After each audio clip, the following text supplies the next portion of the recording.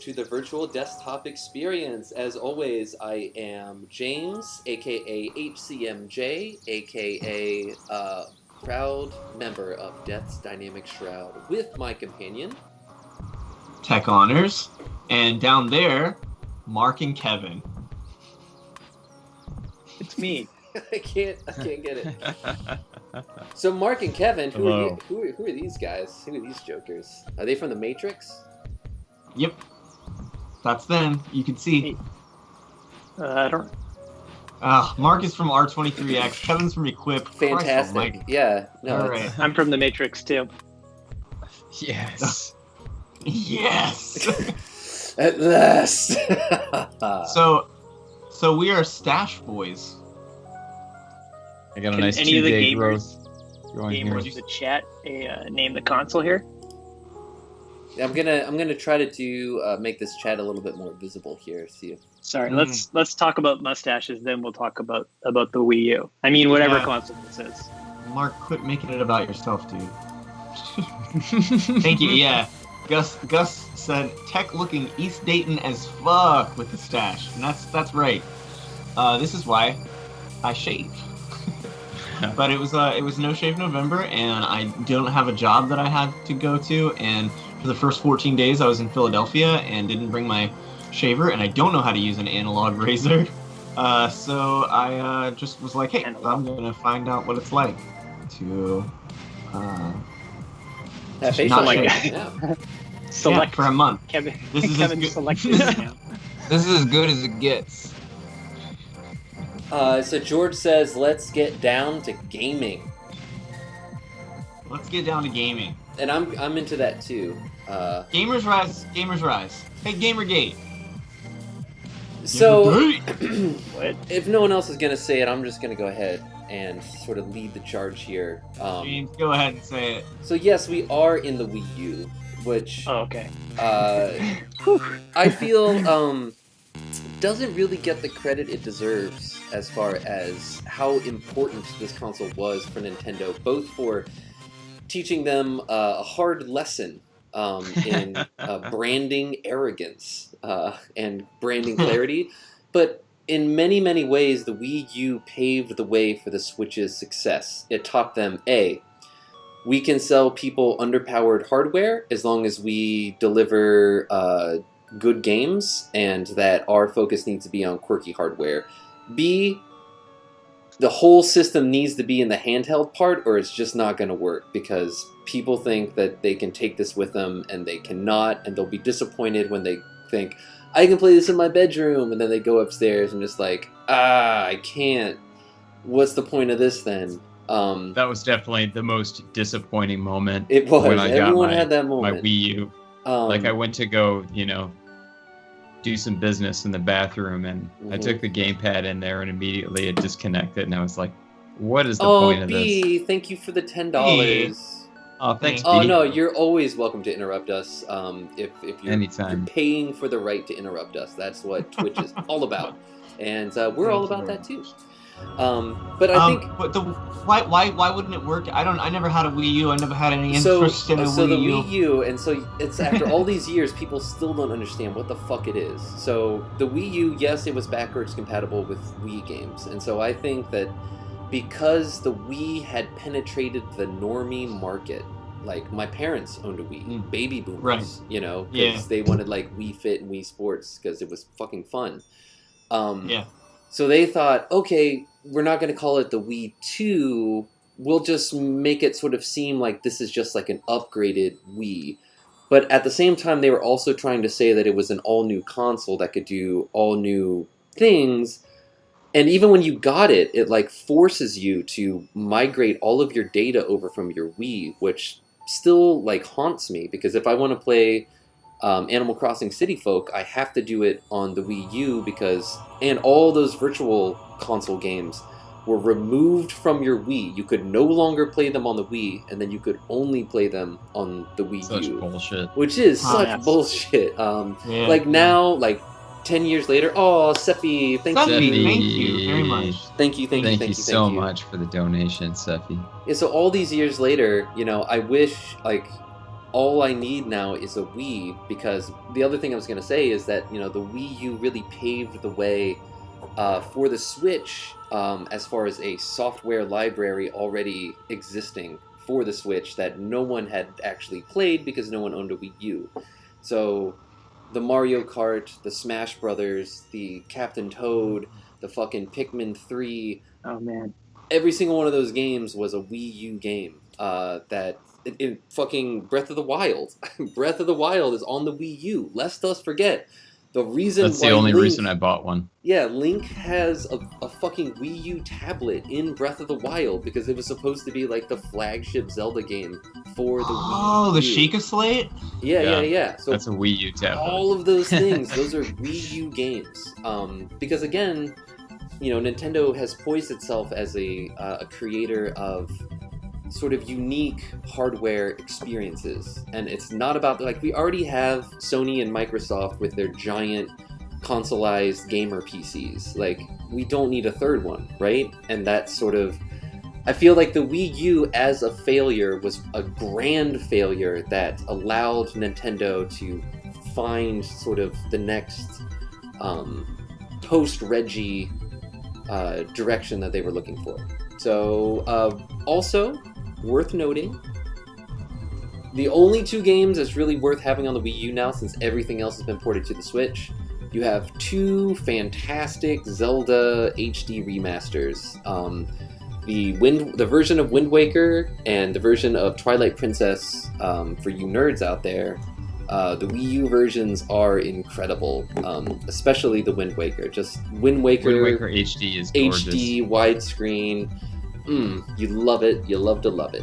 So, and also, one final thing about the Wii U, because I was a Wii U early adopter. I was there in the trenches. It was really exciting to see the first HD Mario game, New Super Mario Bros. U. That was the first 1080p widescreen Mario Bros. Game, which was a big deal in 2011 or whatever.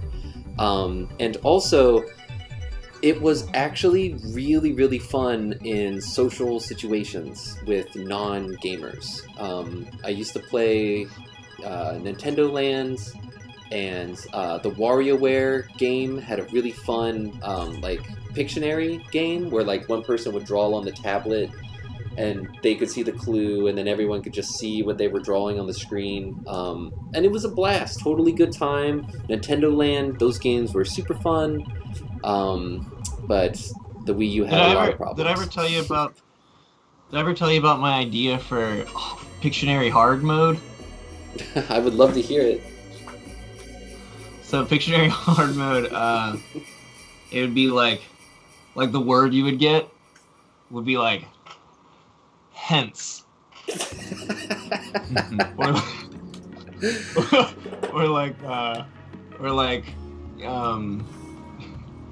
Participle.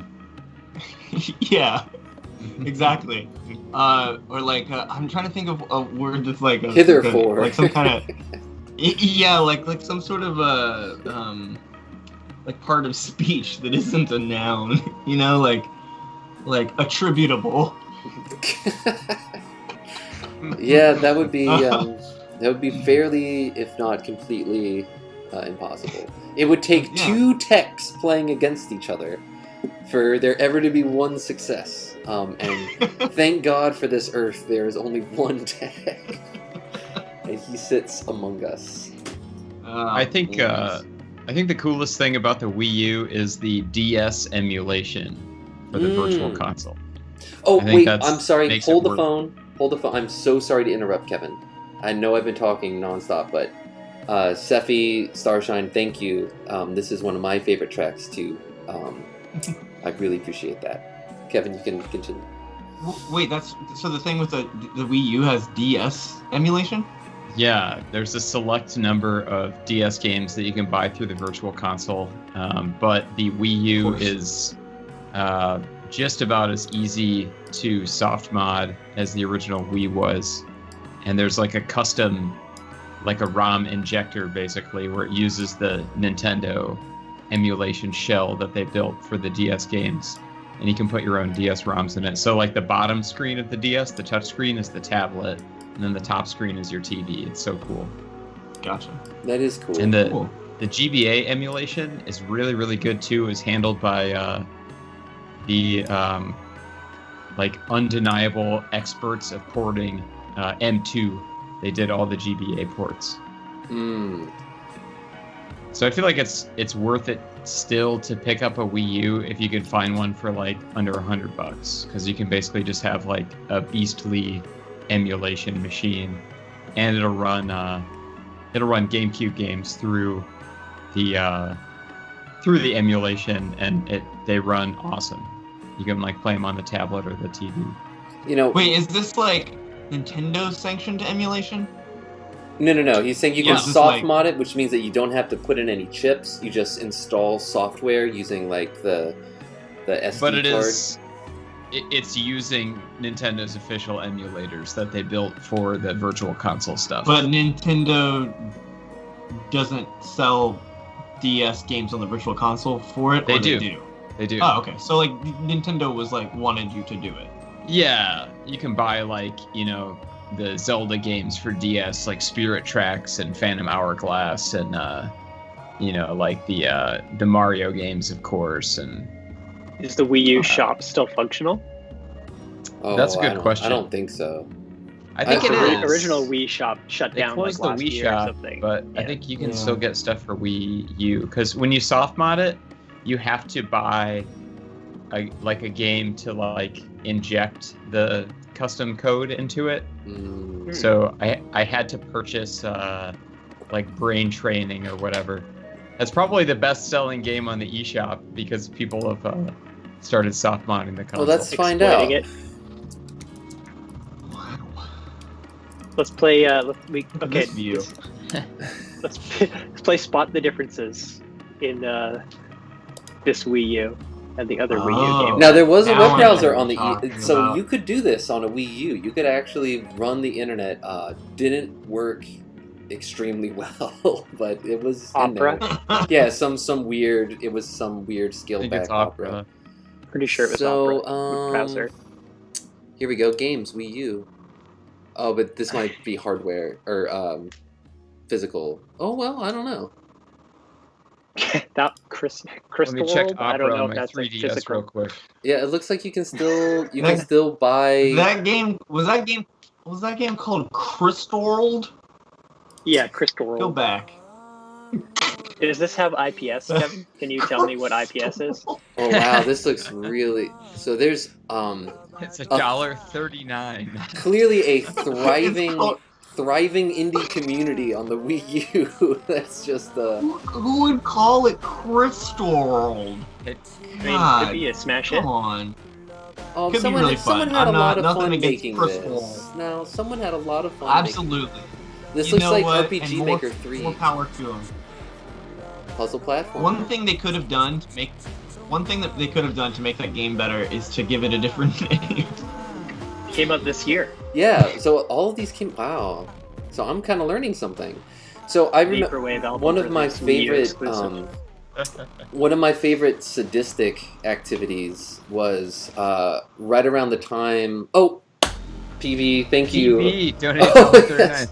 I Hi, will. Crystal. I'll try that. Oh, I love the third Oh impact my here. Oh, look at that. Incredible. So around the time that the Switch came out, I used to go to the r/Wii U subreddit, which was really grim because it was full of like mostly I think like kids that didn't buy their own consoles, but they had a Wii U, and so they're like, here are the reasons why the Wii U is better than the Nintendo Switch, and just like list them down, and just like pictures of like, hey guys, what do you think of my library? And it's like Breath of the Wild and Smash Brothers and Mario Kart. And it's like, I don't know, I guess it's cool, man. Yeah, that's cute. Those are the games. Yeah. Well, I really have never played Pikmin 3 though, and I really want to because I love Pikmin. I love everything about Pikmin. I love the way it looks. I love the way it feels. I love how the plants are really big. I love how the Pikmin, the way that they move around, as a way to kind of show off. Because Pikmin was basically a tech demo for the GameCube. Look, you can control 100 little guys and you can march them around you. Are you gonna get the Wii U version? No, I never got it. But I'll get the Switch version for sure. Nice. When did the Wii U come out? 2012? 2010 or something? 2011? 2012. 2010? It came out while I was living in Philadelphia? 2012. When it came out, Tech, I lived on 15th Street. I had just moved off of Broad Street, one street over, remember, same block, and it was 15th Street, and I did not have a widescreen. I did not have a flat screen television yet. I still had a CRT. And so when I played Mario U on it, it was fucking letterbox. That's awesome. It was a different era of my life. Wii U release. It came out 2012. And Circle takes the square.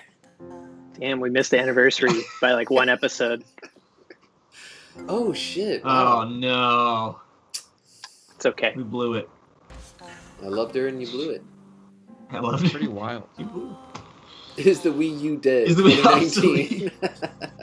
I love the earnestness of people's Googles. So they beat PS4 to market then, right? PS4 was 2013, I think, or 2014. Mm-hmm. Wow, really? The U is for undead. It's so crazy. I think part of the reason it's so hard to... Like, a lot of people didn't know that it was a new system. Mm-hmm. A lot of people thought it was just, like, another controller for your Wii. Mm-hmm. And also, like, the logo, you can't really tell that U is anything. It just looks like a beveled rectangle. Box. Yeah, just like the controller. Confused. I didn't buy one until like 5 years later on Craigslist. A bunch of games and USB adapter for GameCube controllers and stuff. This game was really good. That USB adapter is still useful. You can use it with your Switch. Super Mario 3D Worlds.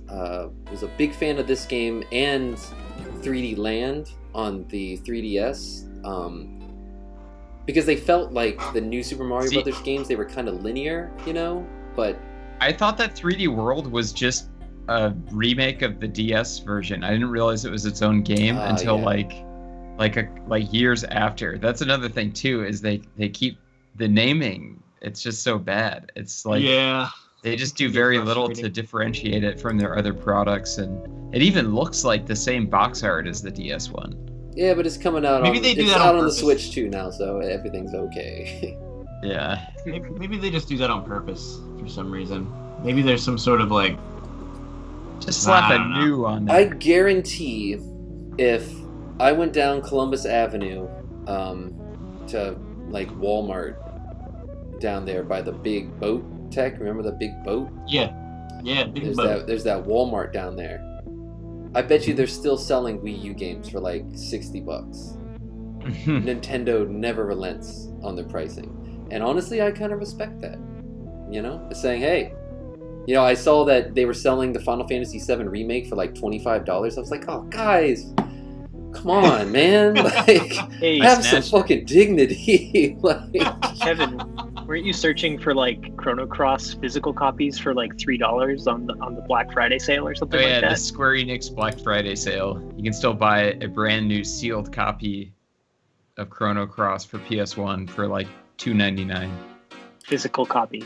Where? On the Online. Square Enix web store. They made too many copies. I bought They have the DS games, original DS games, PS1 games, PS2 games. Like they go all the way back. yeah. I'm pretty sure I bought the like the PS1 greatest hits anthology and shit like 2 years ago. I think. Yeah. Like I got an email Nice. that was like a big sale, and I don't. It's like one of the most like Gen X or Boomer traits that I have is that I leave notifications on for emails, and I'll get promotional emails for like sick shit, and I'll click through and like check it out. Like, I do it too. or like the Sega Shop or the Square Shop, Sega mostly just those two places. Sega Shop, man, they got some shit going on. A lot of their shirts are really bad. Cigarettes. Oh, But every true. now and then they'll, I don't know, like they had a sick like Chow and Space mug, that I like kind of considered getting. But there's only one Yeah. mug for them. the Square Alright, Enix shop isn't as crazy, but I bought a robe, a really expensive robe from Parachute, and then the thread started coming unraveled after like a month, and I was like, "Fuck this!" It's got a 60-day satisfaction guaranteed thing, so I returned it, and then I got a sale notification from Parachute that everything was 20% off, and I bought another robe. I mean, that's, at the end of the day, we get on Twitter and we're like, God, look at these people, look at these plebeians, these scumbags, these worms. Then we're like, oh, look at this Sonic shirt. Oh, I'm gonna buy that. I think I was just looking at my my Google search history from today, just like as like something that's like not cool at all, and my Google searches from today are. Why did Nate Robinson fight Jake Paul? And oh, you just want to understand. And Blues Traveler lyrics. Nice. So that's the kind of person I am behind closed doors. Oh. You gotta know. You gotta know. Sometimes you gotta know. What A does he fun say? fact about the Wii U is its wireless Pro controller has the greatest input lag of any controller ever made. That's awful. It's 126 milliseconds. I hate that amount of milliseconds. seems like getting close to a second there. It's I mean it's perceptible. The last time that I felt truly perceptible input lag was Bomberman on the Switch. Almost every Switch game, if there's another version, I'll play it. I love the Switch, but it is the dock itself adds 40 milliseconds, and then your TV's gonna add, anywhere from 20 to 50, and then the Switch Pro controller even adds like 35.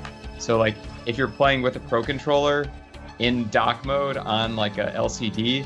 It's bad, no matter what you're playing. It's not. Really? It's not intolerable though. I mean, I was playing Dynasty Warriors at my friend's house just the other night with the Pro controller, and it's like I didn't feel. I mean, maybe I'm just not pro enough. I'm not like splitting frames and like. It just depends on the game style. Like Yeah. RPGs are great on the Switch, but like shmups are unplayable in docked mode on the Switch. Well, yeah, Bomberman was like you would lay a bomb and then it would happen. And it was like, I can't. This is the worst version of Bomberman I've ever played. And believe me, I've played many versions of Bomberman. Right? It's a great game. Believe me. The funny thing too about the Switch Pro controller is like the USB polling rate. Like if you plug it in direct is worse than Bluetooth. So like the fastest way to play wired on docked mode is to use a GameCube controller into the original Wii U USB adapter into a powered USB hub through the back USB port on the dock. So ridiculous. Well, and I feel that if you're the kind of person that would want to do that, then maybe you just need to get a different system. It's maybe Smash, it's just not Smash for you. players. Like that's the only reason I went down Smash this rabbit players, hole. I God. don't even play Smash. Look, but, I like, take it very seriously. I'm fucking Jigglypuff, and you need to understand this. This is important to me. I'm Jigglypuff, okay? Fucking I get suck out at of that here. game. I'm really bad at that game. No, it's really fun. I'm just speaking to like the pro, like the people that take Smash Brothers really seriously. It's like, pick a different game, man. This is for kids. You're a loser. I'm deflecting slightly so that nobody feels insulted. Oh no, I'm sorry, everyone. A lot of people love that game. I'm in a great mood tonight. I'm like peak, like happy. I feel a lot of energy. I'm feeling good. So none of this is meant to be negative. James, you would love the weather here today. It was upper 50s, lower 60s, and just sunny and beautiful. I went to a Japanese park, the Murakami. It's ranked the second best Japanese garden in North America by the Journal of North American Japanese Gardens. Number 1 is Anderson in Illinois. Number 2, Murakami. Portland's in there somewhere. Okay. The one that I work for is like in the top 3 though, somewhere in there. We're way smaller, but very authentic. James, I just sent a video to the group chat, the text chat, not in Skype.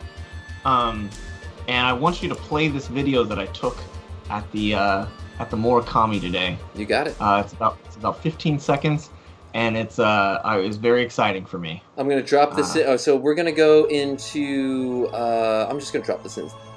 I'm going to delete it if it comes in all not the right angle, though. Yeah. Okay. It's not the right angle. Hold on. Yeah, I got this. I'll drop this into the web. It's an alligator, yeah. It's about the teeth, right? Like crocodiles, they have the teeth that come out of their mouth. Yeah. And alligators... Whatever.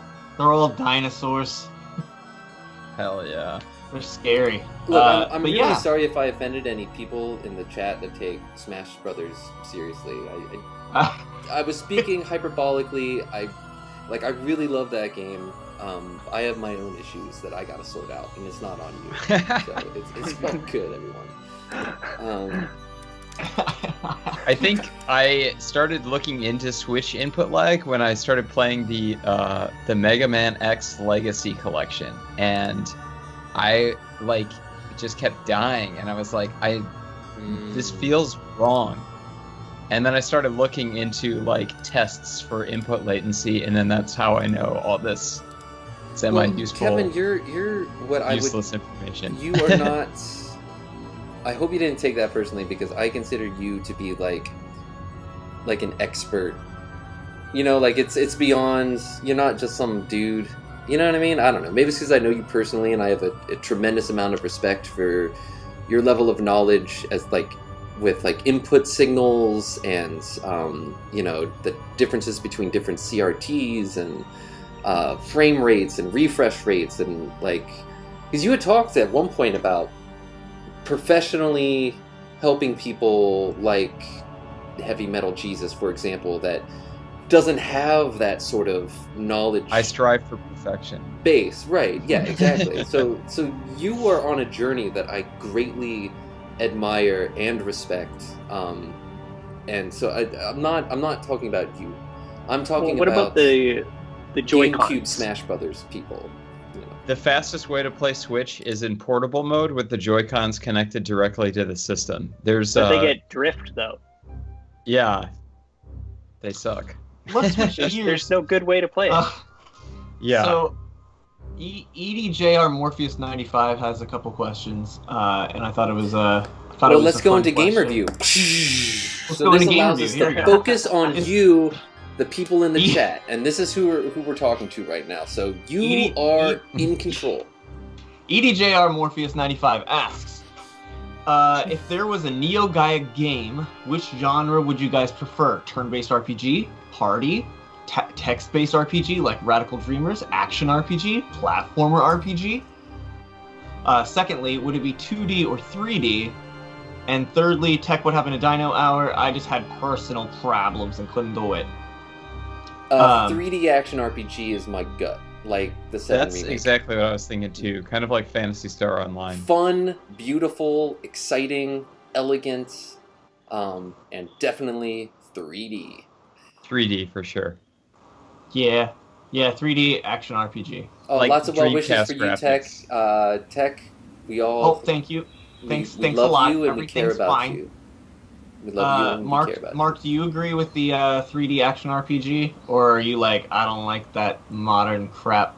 I don't want to be a contrarian, but Here we go. Kevin and I played a 2D text-based RPG last week, and it was a lot of fun. I beat it. And love text-based RPGs. I've written, started to write several of them in my life. I was working on a sick.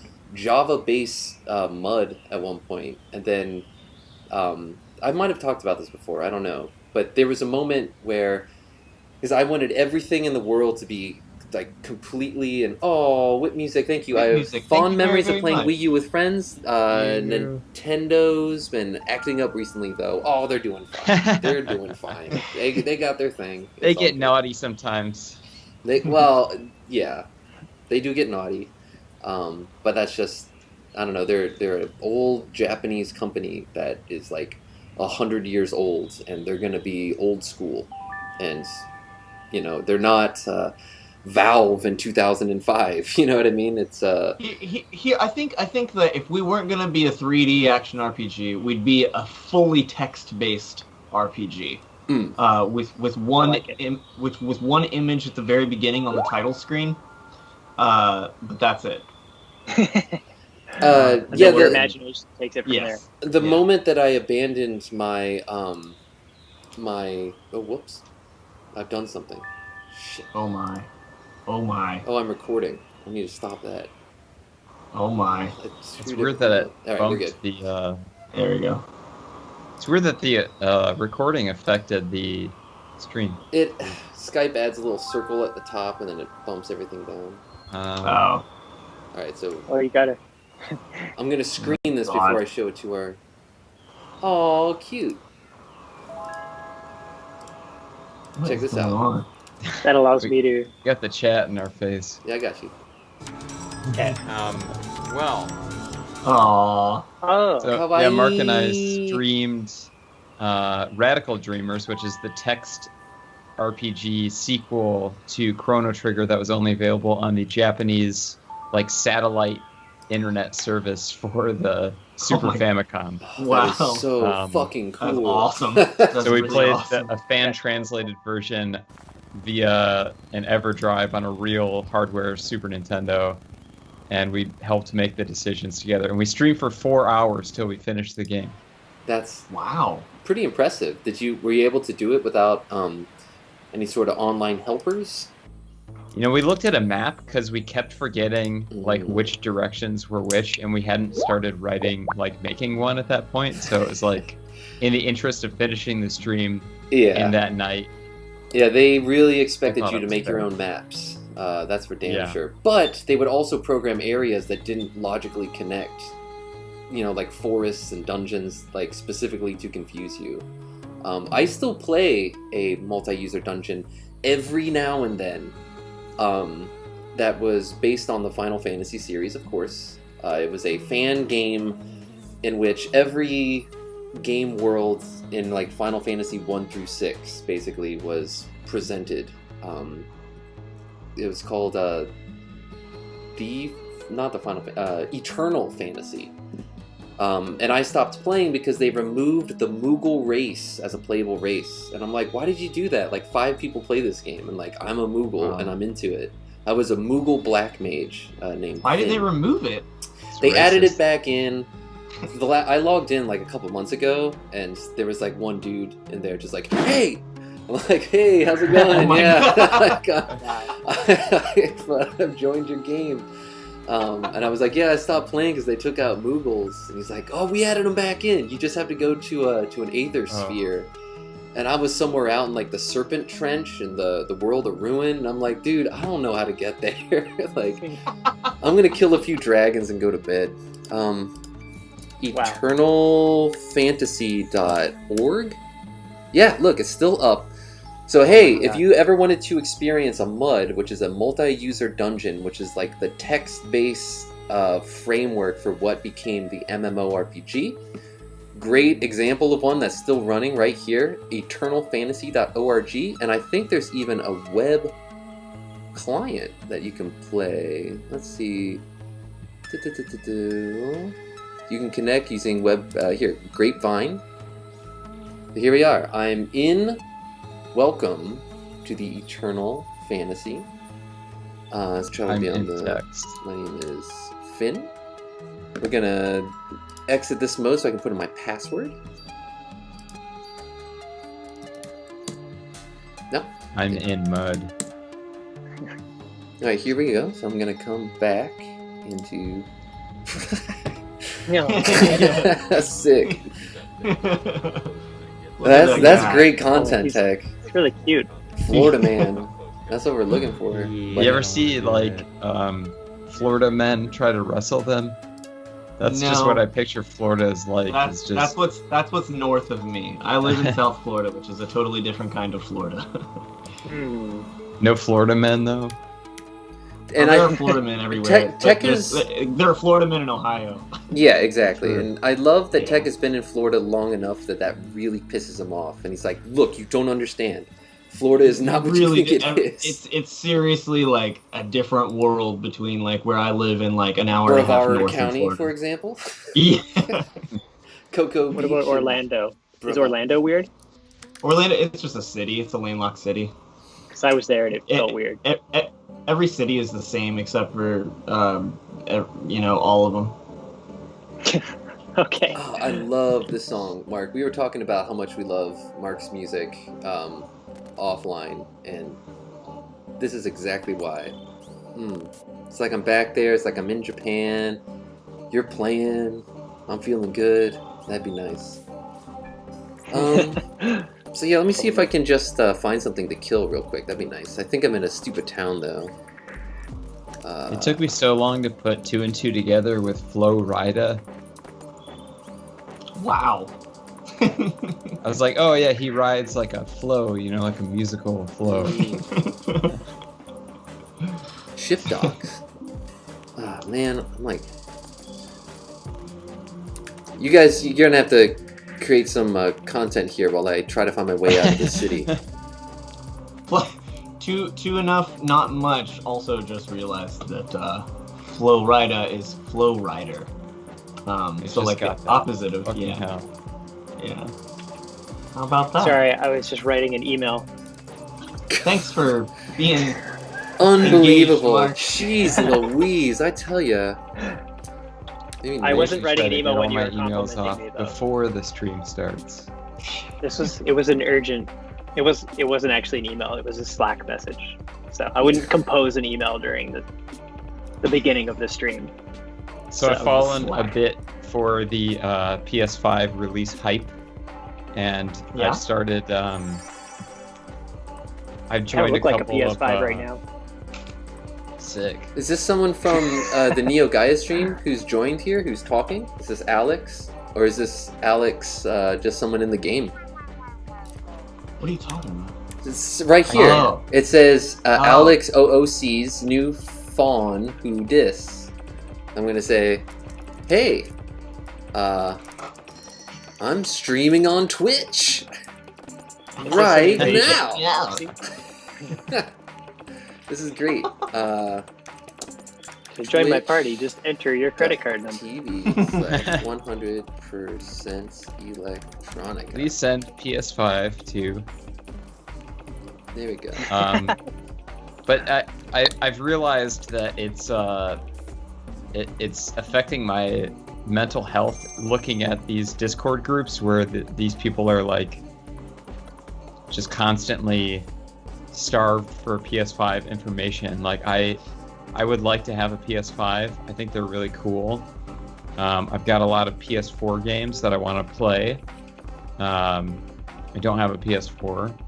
I'm using my roommate's right now, but I'm sure he'd like to have it back at some point. And I haven't owned a new Sony system since the PS2, so I want to get that. Just so great. Don't get in environments where you have to deal with gamers. That's capital how G gamers. Yeah, they're all just the worst. It's like I love football and I love basketball, but I do not hang out in areas where there are sports fans talking to each For other. sure. It's just. I'm gonna try to touch the sphere. Well, it's hard to tell which of the people in these groups are like very, very young or like, somewhat young. It seems like there's like a rational conversation going on at some point, and then like there's somebody that's clearly like very, very young in the group, like also like talking about wanting to get a PS5, but it's like they're trying to secure a location that like their dad's gonna go pick up the PS5 for them. But anyway, I downloaded the there's like an app that Target employees use like in store to check inventory, and I looked this morning and there was 10 at like my local Target, and I just like immediately like got up and like headed over there, and then like I got to the electronics section, and then employees like, what are you looking for? I was like, oh, I was hoping to get a PS5, and he's like, yeah, we're not allowed to sell them in store. Wow. And I was like, oh, well, how do I get one? He's like, you have to get it online, but like they're not for sale online, and when they do pop up, like you don't even see them pop up because they're gone immediately, or people have like bots that they program to stay on the page and buy them up. Oh, I found my way out of the city. I'm gonna be able to kill something. Good. Which seems kind of crazy. And then the other day, somebody posted a link in the Discord that Meyer grocery store was doing PS5 in-store pickups only. So I was like, okay, well, great. And I ordered it, and I got to checkout, and I put in my credit card information. It was like, all right, great, your order is confirmed. I had a Chuck, thank you for that 777. Chuck, thank you. Oh, thanks, Chuck. I'm fighting a mutant lizard right now from You Final get the Fantasy VI. dancing tech. Yeah, that's me. Swag. That's Swag. what it said. I didn't say swag. Yeah, you Well, did. anyway, I drove 35 minutes to this like suburban Oh, man. Mar. Meyer. We used to call him Mar in Oaxaca. And they were like, I walked up and I was like, hey, I got a PS5 order confirmed, here to pick it up. And she was like, I am so sorry. I'm just like, oh God, I knew it was like too good to be true. Yeah. She's like, yeah, it was a store-wide stock error, and you and hundreds of people will be getting cancellation emails later this day. Nice. It's like, killed okay. it. I think I'm just gonna bury I think the I'm just gonna corpse. forget about it until I'm like, in Target buying some hummus and kombucha one day, and I walk by the electronics Exactly. and I mean, just what like, are you really missing it's out like, on sure. right now? I mean, I want to play the Nothing. PS5 version of No Man's Sky. Dope shit. I never played Dark Souls. I would love to play the remaster. Looks beautiful, but yeah, I don't even have a 4K TV. I'm down there with my 1080p HD TV with my PS4 Pro and my PSVR.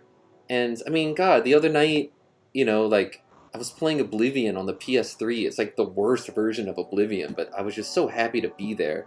And I think that yeah, I don't need it. it's fine, I have don't a think sick anyone computer. If I does. really want to play like a sick PC game, like I have not a PS5 equivalency, but good enough. It's like it's fine. But like you said, one day you'll just be walking into a store, there will be a PS5, and you'll be like, cool, I can get one. And by then, there I might kind be of some just games. love the thrill of the hunt, Yeah. It's just like that new console launch hype, and like getting the latest PlayStation is just, it's a fun experience in and of itself. It's That's not a one that I marketing like to campaign have, but technique. it's Well, it's really Capitalism. pretty. Like, it's something that you want. Like, it's nice looking. it is capitalism at its greatest, tech. Yeah, but it also looks sick as shit, so I understand wanting to get one. Like, I do not, and I appreciate, I'm not this, I have a thing against Microsoft, but the Xbox versus Sony thing, I'm not in that fight. Whatever. People gonna do what they're gonna do. The 360 was clearly a better console than the PS3. I'd still rather play a PS3 though. You know what I mean? Like just the controller, the experience, the every time I would media. Every time I would play Xbox 360, I would just be grossed out at like the whole like. It's gross. I don't know. I think it's like walking into Walmart. I can smell. I can smell way better than the PS3. It's all green and fucking gamered. Ugh. I was thinking about that. Why did they pick green as their color? Because let's go with because it's green. For gamers. It's like Mountain Dew. That's what I've hated. I feel about Xbox the way James feels about Microsoft in general. I'm much more passionate about it. No culture. I felt incredibly patronized by Xbox ever since its inception. The name Xbox is repulsive. It's silly. The naming conventions as they've proceeded are repulsive. The design is boring. It's fucking. It's like those graphics cards. It's like those GPUs that like. The like off-brand, like NVIDIA. Zotac. Yeah, like the NVIDIA chips that are like in cheaper cards, and then so it's like gamer flames and shit on the side, or like it's the same kind of just icky, like American. It's like Big Bang Theory. It's like this is what nerds are. Yeah. And you know what I mean? Like it's like so people are like regular people. Oh, this is sold to me. I believe this is what gaming is. It's neon green and an Xbox. Like it's just the most patronizing thing in the universe, and it's like absolutely just sells millions and millions. So it's Lost Odyssey was a I good like it game all for Xbox 360 though. We know your stance, Kevin, and we appreciate it. The only misstep on the PS3, of course, was the Spider-Man font. Could have done without that. But I was. I think it's cool. That's gross too. I didn't like it at the time, but now I do. It does. It has a certain appeal, but those old PS3s, though, oh my god! I mean, the attention to detail, being able to click the little PlayStation logo to change direction, whether it was horizontal or vertical, it's little things like that. The little details. PS2's like that too. Yeah. I had I hunted down a 60 gigabyte PS3 back in the day because that was the one that had hardware backwards compatibility with the PS2. Oh hell yeah. Like it had a PS2 built into it. One of those $600 things. I got it. A couple years after. They weigh more than the revisions. Yeah, they were hefty. Real quick. Whit Music said, "You guys are right about most of those things, but don't you think you're being a bit over the top?" Oh, yeah. I mean, that's but the world needs hyperbole from people that can say it with confidence, because otherwise everyone would just agree on everything, and the world would be a much grimmer place, I feel. I like games and I like consoles, and I think that like the history of game consoles is awesome, and I just want them all. I appreciate that 100%. I like, but I'm post-weeb, so I just like Japanese shit. Like that sense of like 80s Japanese electronic superiority, for whatever reason, I like kind of grew up in that. Like Microsoft has definitely not incentivized any Japanese developers to develop for the Xbox platform, so I can see your stance there. But I don't think that all Japanese shit is like the pinnacle. Like Dragon Quest, I enjoy playing Dragon Quest 11, but like playing it, I'm just like, damn, like it's like not being British and listening to the Smiths, it's like I don't know, man. Maybe if I were British, this would make more sense to me. Or like not being Gen X and listening to REM, and it's like, yeah, I mean, this is cool, but like, but so like I remember my sister and her friends were like, REM to them was like everything. It, like Automatic for the People was like what Kid A was for our generation. Yeah, like REM was like that for Radiohead. Yeah. So which you can definitely what? hear in the Bends, like big time. Yeah, but like, I don't know. I tried to listen to REM to get into him, and I was just like, these songs are boring to me. I don't know. But it's not bad. Hey, You know, Josh It's is not in the bad. chat. No, it's not bad. I 100% agree with that. Like, that's the whole difference between good and bad taste, objectivity, subjectivity. But like Who's this, in the chat? Did you say? What? So Kevin Josh just is said- in the chat. Bring up Josh yes. in So gamer mode. making fun of me wanting all the video game consoles. Josh knows because he's like bought me Japanese consoles from Yahoo auctions and mailed them to the States for oh, me. Josh So. is in that Josh. Oh, hi. Hi, Lawrence. Josh, I got a Good to couple see you. more 80s Japanese gaming computers. From I'm gonna you. need you to forward me. Kevin, I completely understand the concept of wanting to collect all of them, even if they're like gross and look like that on the screen right now. Yeah, this Because, is like, completely because if abhorrent I was- to me. if- I cannot. If deal. I like, yeah, I can't deal with that. But like, I get the concept of what you're doing, because like if I were collecting like something from like football teams or something like that, I would still want to collect like helmets. If I was collecting football helmets, I would still want a Pittsburgh Steelers helmet, even though I fucking hate the Pittsburgh Steelers. I would still want it because I just want all of the helmets. I've got an Atari Jaguar. Well, but that's sick though, because I wanted one of those when I was little. You know, because it was like Yeah. But it's arguably the Unobtainium. It was Xbox 360 of unobtainium. that. Yeah, like You know, the Jaguar like was generation. unobtainium. It was like maybe like that kid who has the show. There was that weird show in like the 80s where it was like a super rich kid, and I remember he had a train going through his house. I mean, I was like 3, but I just have this memory. I was like, this is for like Montana Max. People like that. They have a Jaguar. I'll never have a Jaguar. I come from a middle class family. But I was just musing at the menu options here. You know, unlike the cross-media bar on the PS3, you have much more robust options. Of course, you need Bing and Home. I really like social. the Blades UI from the Games. 360. I don't know why they So like switched it up so much, but slide thing.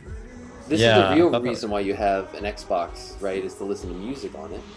And you got 8RB. Oh my god. Yeah. YouTuber 8RB asks, what do you all think of PlayStation trophies? I guess like what Xbox's equivalent is achievements, is that right? Well, yeah, so I think that their point is that was Xbox's major contribution to the gaming. And hey, yeah, Xbox Live was awesome and it changed the world. I'm not denying that. Doesn't mean that the hardware is not shit and that the design Doesn't makes mean you that want to vomit into this a isn't bag. gross. And Yeah, like look at it. but they Like, got that from Sports Nintendo. games. But what They what got the little avatars from the Mii's, you know. Yeah, they but this did was it. clearly- they missed the point. No, here's the Like, thing. No, I got it. This is it. Okay. Here's the deal. And this is just like what Steve Jobs said about Microsoft in the 90s when he said, Thank you. Yeah, okay. the problem with Microsoft is that they have no class. And this is a direct Steve Jobs quote. You can look it up. Steve Jobs on Microsoft, Triumph of the Nerds, says, the problem with Microsoft is they have absolutely no class. And I don't mean that in a little way, I mean that in a big way. They don't bring culture into their products. Let me give you an example. True Type fonts. We put them on the Macintosh because we were inspired by beautiful books and beautiful typefaces. And if we didn't put that in our products, Microsoft never would have put that into their products.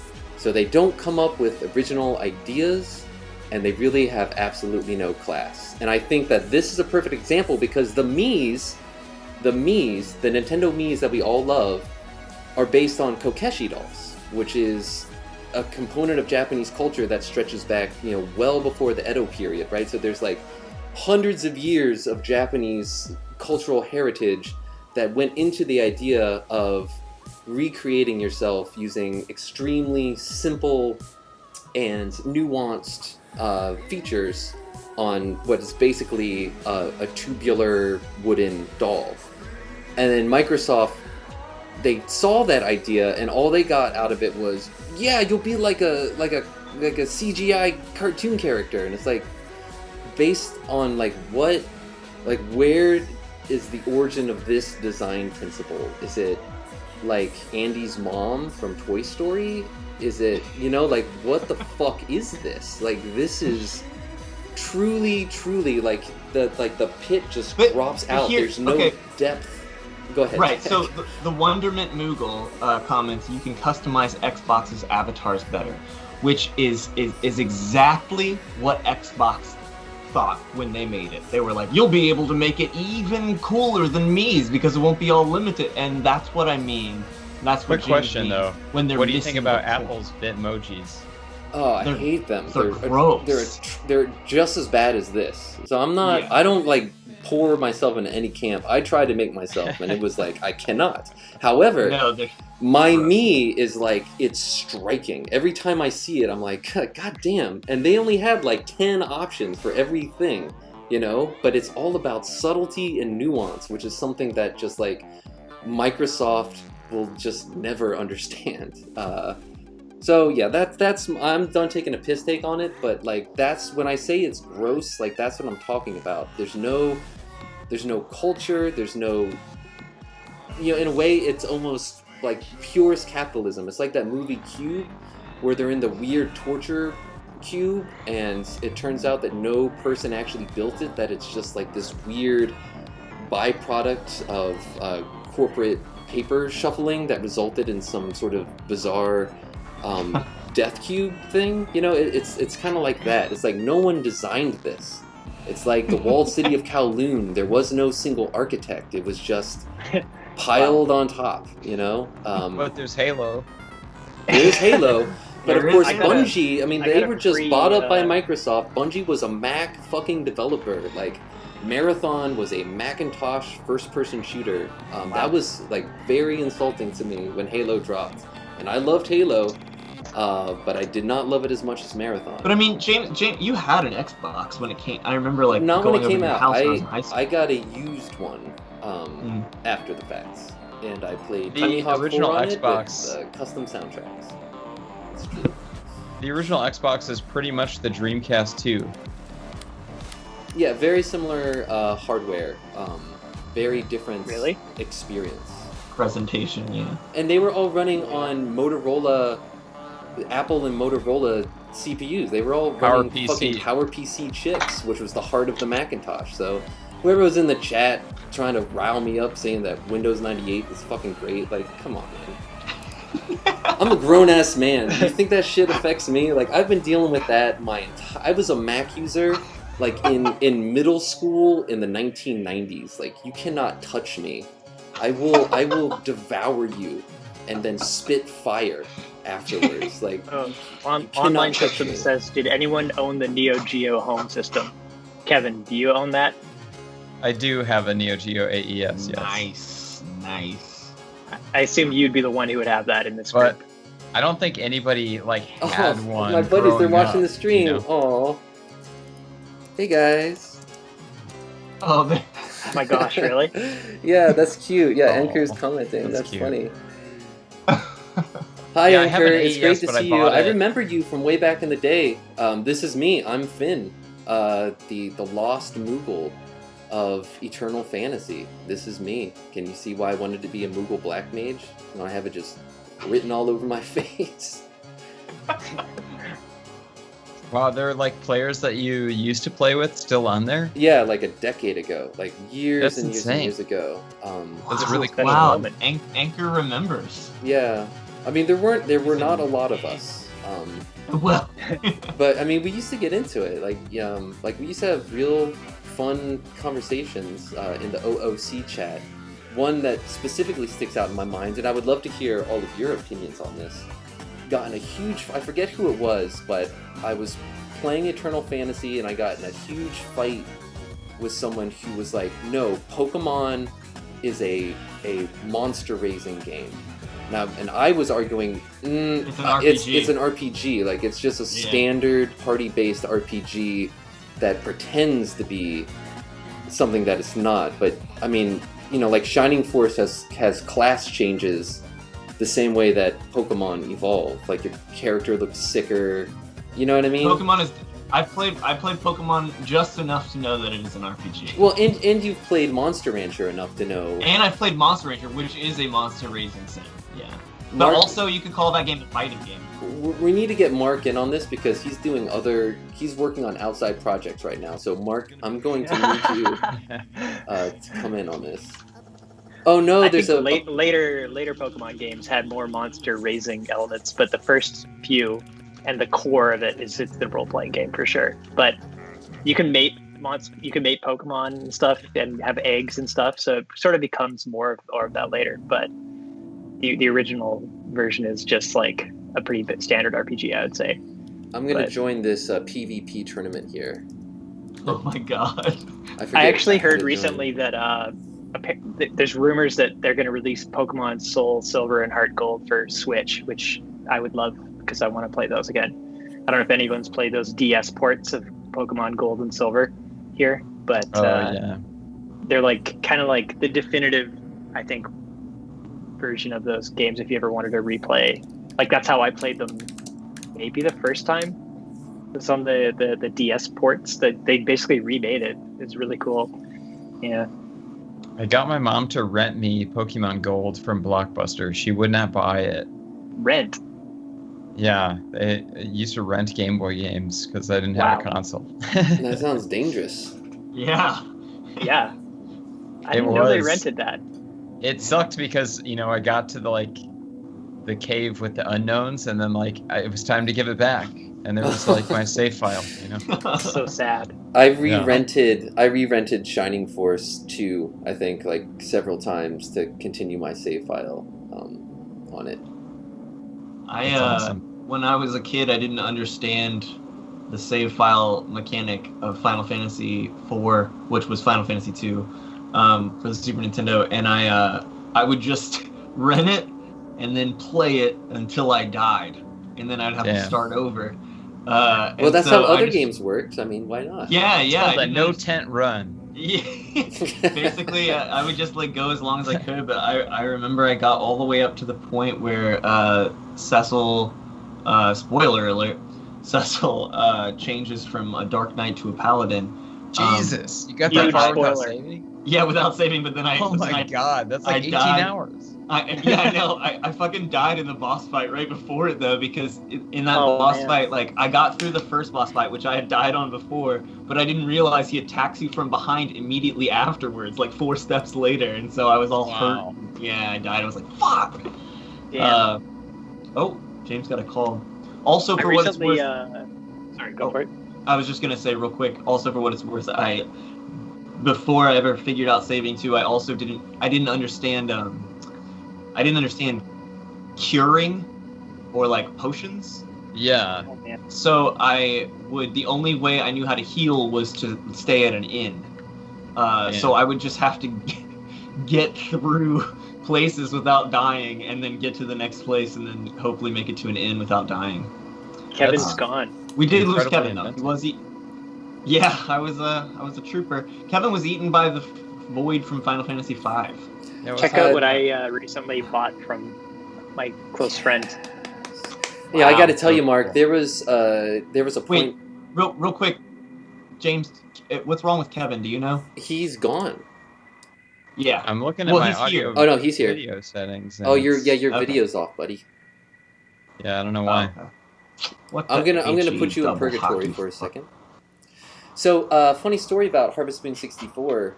Sometimes, as a good consumer as I am, I love this. Enker is commenting in Eternal Fantasies server. Oh, hello, welcome back. So Enker is inside of this great old mud, Eternal Fantasy, eternalfantasy.org, for those who want to experience the old school text-based online RPG experience.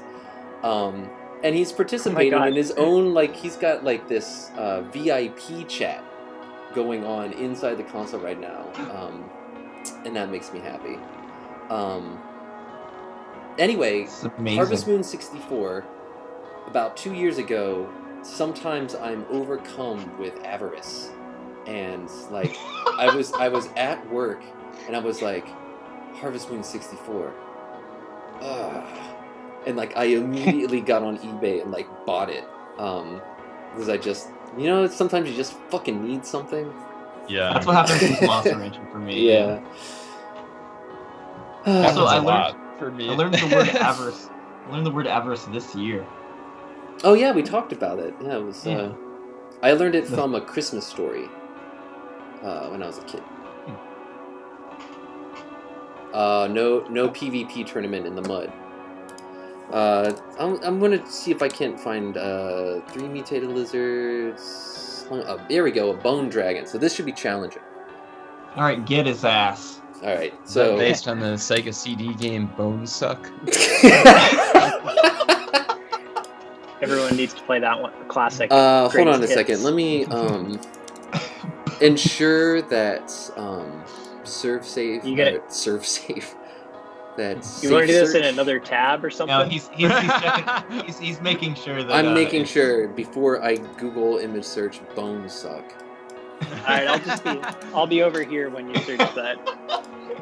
He's The Come on. best Sega CD Serve game. safe search is on. We are good. So Okay. I'm looking up Bone Suck Sega CD. Yeah, make sure to include that in the Yeah. search clip. Okay.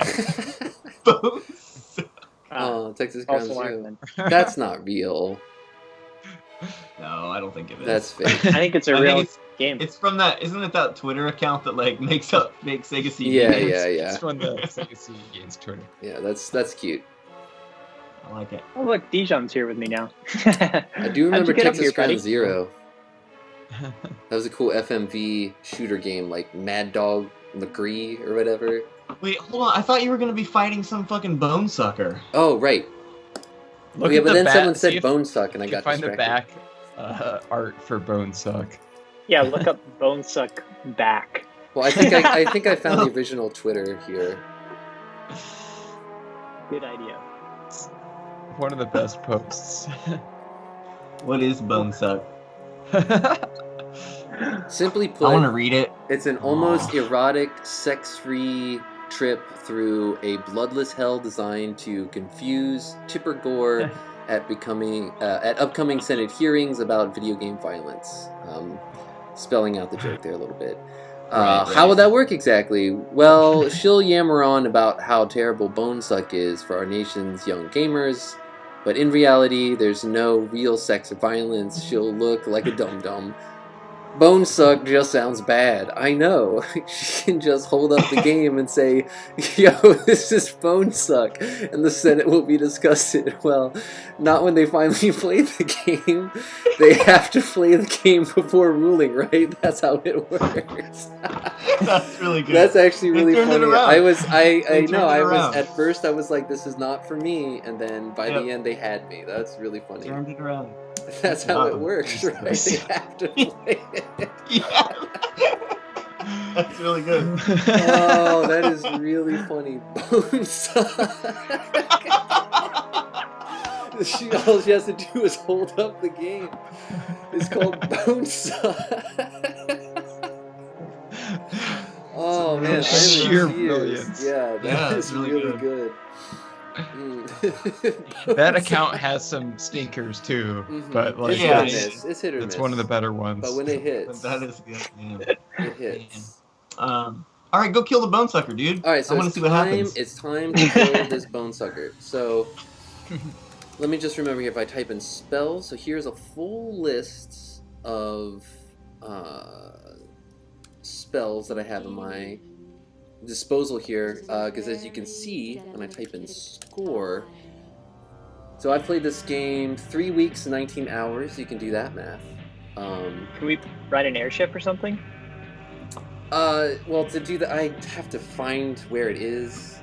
Let's go to the town. I was in the town earlier while you were sending your SWAT message or whatever. James, that's 523 emails. hours. Thank you. That's That's how actually much you played that's this? That's Well, a lot of hours, dude. A lot of Probably it, just- Yeah, that's... You're probably just sitting idle, right? it does boot you after a while though, so I gotta wonder. You know, I was pretty into this for a while, I think, but I'm only 500 is a lot. life level 48, class level 53. I've died 62 times, but I've killed 974 mobs. Wait, it says you're only 3 months old? Your age? Under your personal info, you're fighting, you rolled as an infant? No. Age 3 weeks. Your age is your game So time. even younger. Yeah, it's your You're game. playing a 3-week-old. It's a clever way to be. Oh, Anchor says idle boot has been significantly increased in time, though, like 4 hours or so. Okay, so... Speaking of James being 3 months old, I laughed out loud at the beginning of Final Fantasy VII Remake when Barrett made the 1-year-old joke with clouds. That's when I knew that the game was going to be genuinely like Final Fantasy VII, because they got the dumb parts of it right. Like, yeah. It's amazing. Yeah, I played a little of the original 7 after I beat 7 Remake, and it was like, holy shit, I had forgotten like how batshit the translation and like it's like almost unintelligible. Yeah, it's like rough. No wonder our brains are so scrambled and fried. You know, that's what we thought was normal when we were growing up. Give me a break. And I don't mean like sentence structure being wrong, because, you know, it's just like the things that they say are just so bizarre. It's got its own weird vibe. So when Final Fantasy VIII came out, and I played Final Fantasy VIII, like literally in 1998, 99, or 99, I was like, this translate, like, the text in this game is like so much better. Like I was like, everything is like spelled right, all the sentences that they're saying make sense. But then I have like looked back at translations of Final Fantasy, or, you know, just Final Fantasy VIII, and like it is also not translated super well. So I don't know. The big problem with a lot of those like 90s Square games, they just didn't have enough time. Yeah. Or maybe 7 they didn't.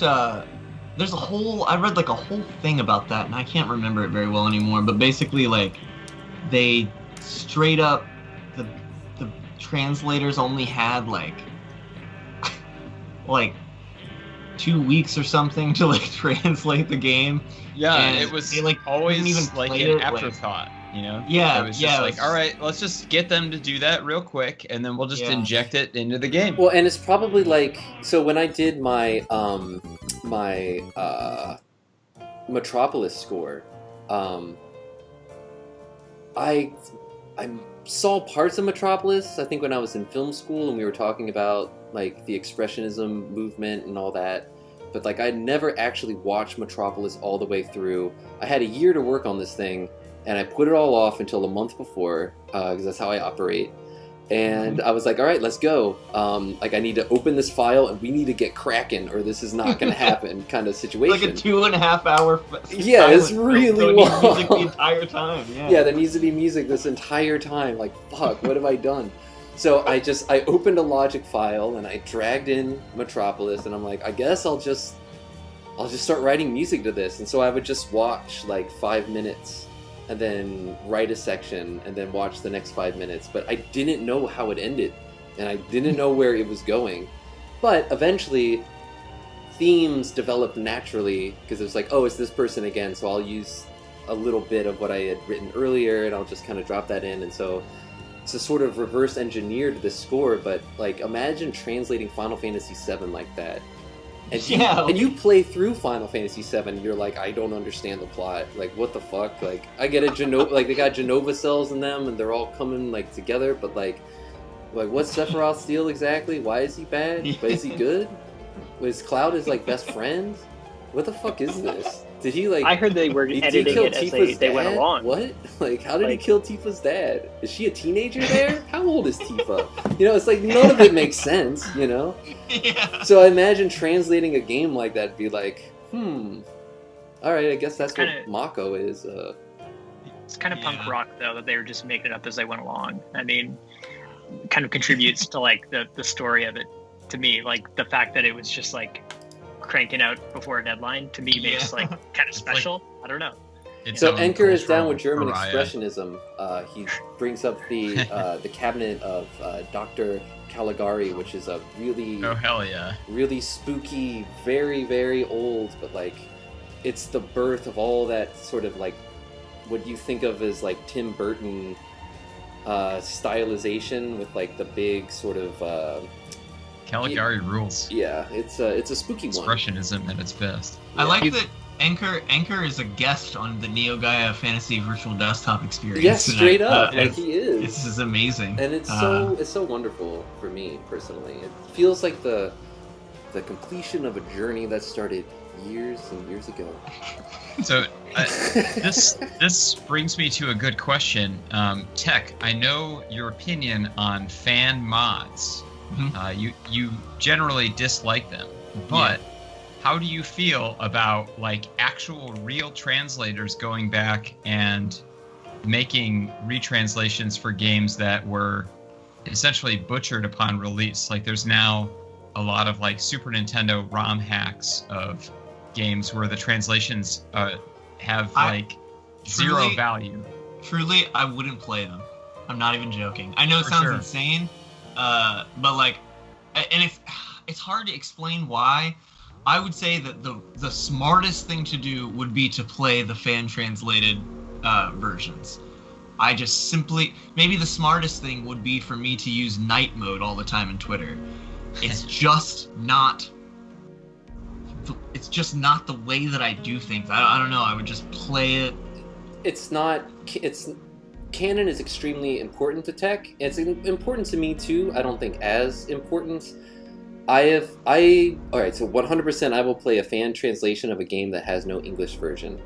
Yes, however, that I will do, yes. I feel that the fact that the translators only had 2 weeks to translate Final Fantasy VII and that the translation is whack is like a part of the Final Fantasy VII experience. And that's kind of what Mark was saying too, yeah. Yeah, and so anything outside of that, to me, it would feel like reading fan fiction, which, even if the professionals did a bad job, the fact that it's done by like people that weren't employed by the makers of the game, it's so weird. The way that our brains are wired. This brings me to another question. Well, real quick, just to circle back, I just want to say, like, that's why I was asking earlier about like the Nintendo verified soft mod for the Wii U, because I was like, is that like Nintendo or is that like something? Well, the soft mod's not verified, but the technology that they use for the soft mod, Nintendo made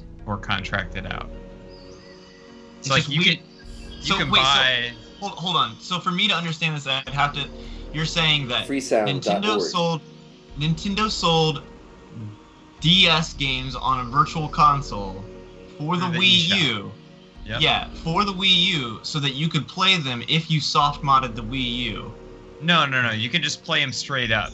But so if you soft mod it, you can use their emulator shell that they've built to play DS games, but add games that they never offered for sale to it. Then no. So then it's not a Nintendo thing. So then I would not. Right. But now on the other side of that, so now things start to get gray because, I mean, Kevin, weren't you just talking about that like Nintendo had pulled they were selling ROMs, they had like pulled off a cool ROM or some shit, you know? Yeah. So like, yeah. The NES Classic Edition contains ROMs that had headers of ROM rippers from like Emu Paradise or something. Incredible. It's like in the code.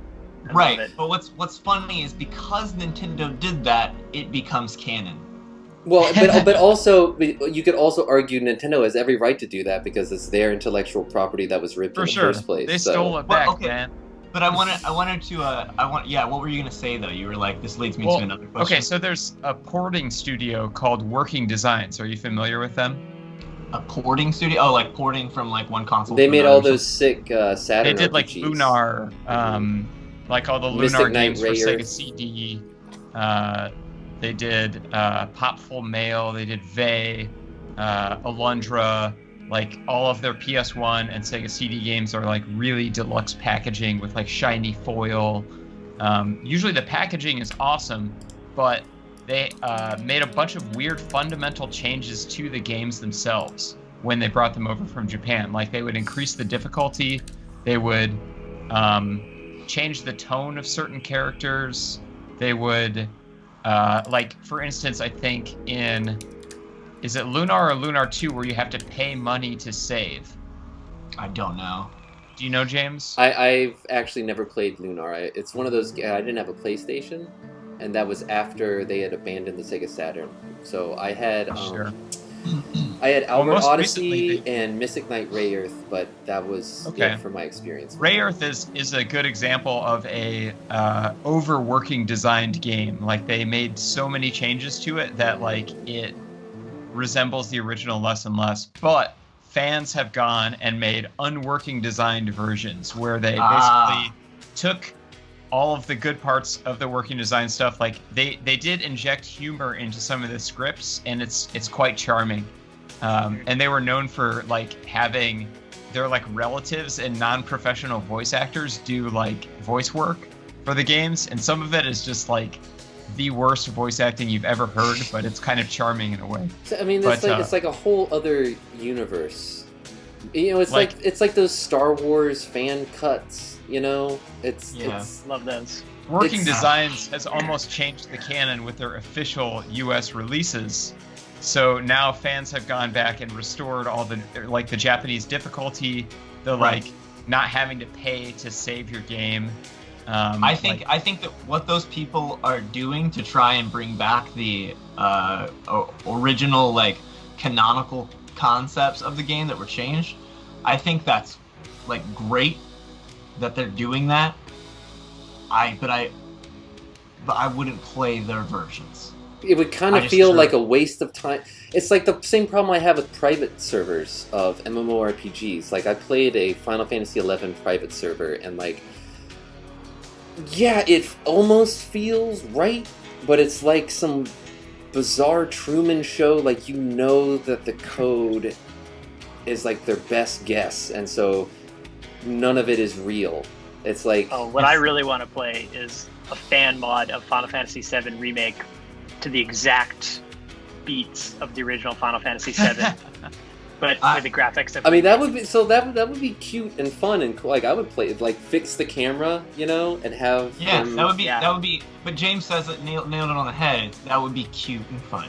Mm-hmm. That'd be very sure. What is gaming? So you would consider doing it after you had played through the original experience as intended by the U.S. porting company? Yes, I have played like little hack things from games that I have already played, but I would never play something like that for the first time, some weird fan translation thing, unless it had literally never been translated before and I could only play it in Japanese before. For sure. I totally get that, and I very much respect that stance, because like Final Fantasies, like I'll never play a fan retranslation of those. But I mean, I guess I've beaten all the mainline versions, but like a lot of people have said that like the Final Fantasy VI retranslation is better in every way than the original. But like I hold the original like so near and dear to my heart that that's like being I like, would never recommend somebody play that version. Shakespeare's grammar was incorrect, so we need to change it. You know, it's like... Well, Final Fantasy VI is an interesting one because it's arguable that the Super Nintendo release of Final Fantasy VI is the best version to play. I would argue that the Game Boy Advance version is the best version to play, while the sound quality is a little worse than the Super Nintendo version. Yeah. It's not bad enough for me to care, and the load times are quick. There's bonus extra content that you can do that doesn't interfere with the story, like it's, you know, side dungeons or whatever if you want. See, that to me almost decanonizes it, like when they add extra stuff to the original game. That it makes it more canonical to me. This is why I like the Star Wars that were released with the extra, Okay. Because I get it. So it's a lateral expansion of the universe, if you will. Yeah. If George thought of it sitting on the toilet, then it must be destiny. Yeah. No, other people's stances on like headcanon is always really, really interesting to me, because like I also have like some strong feelings about it. But like, for instance, like the game Popful Mail for Sega CD, my friend Joe tracked down an original copy. It was like $400 or something. He bought it and he played it and he like hated it. Like the difficulty is like so harsh compared to the original Japanese version.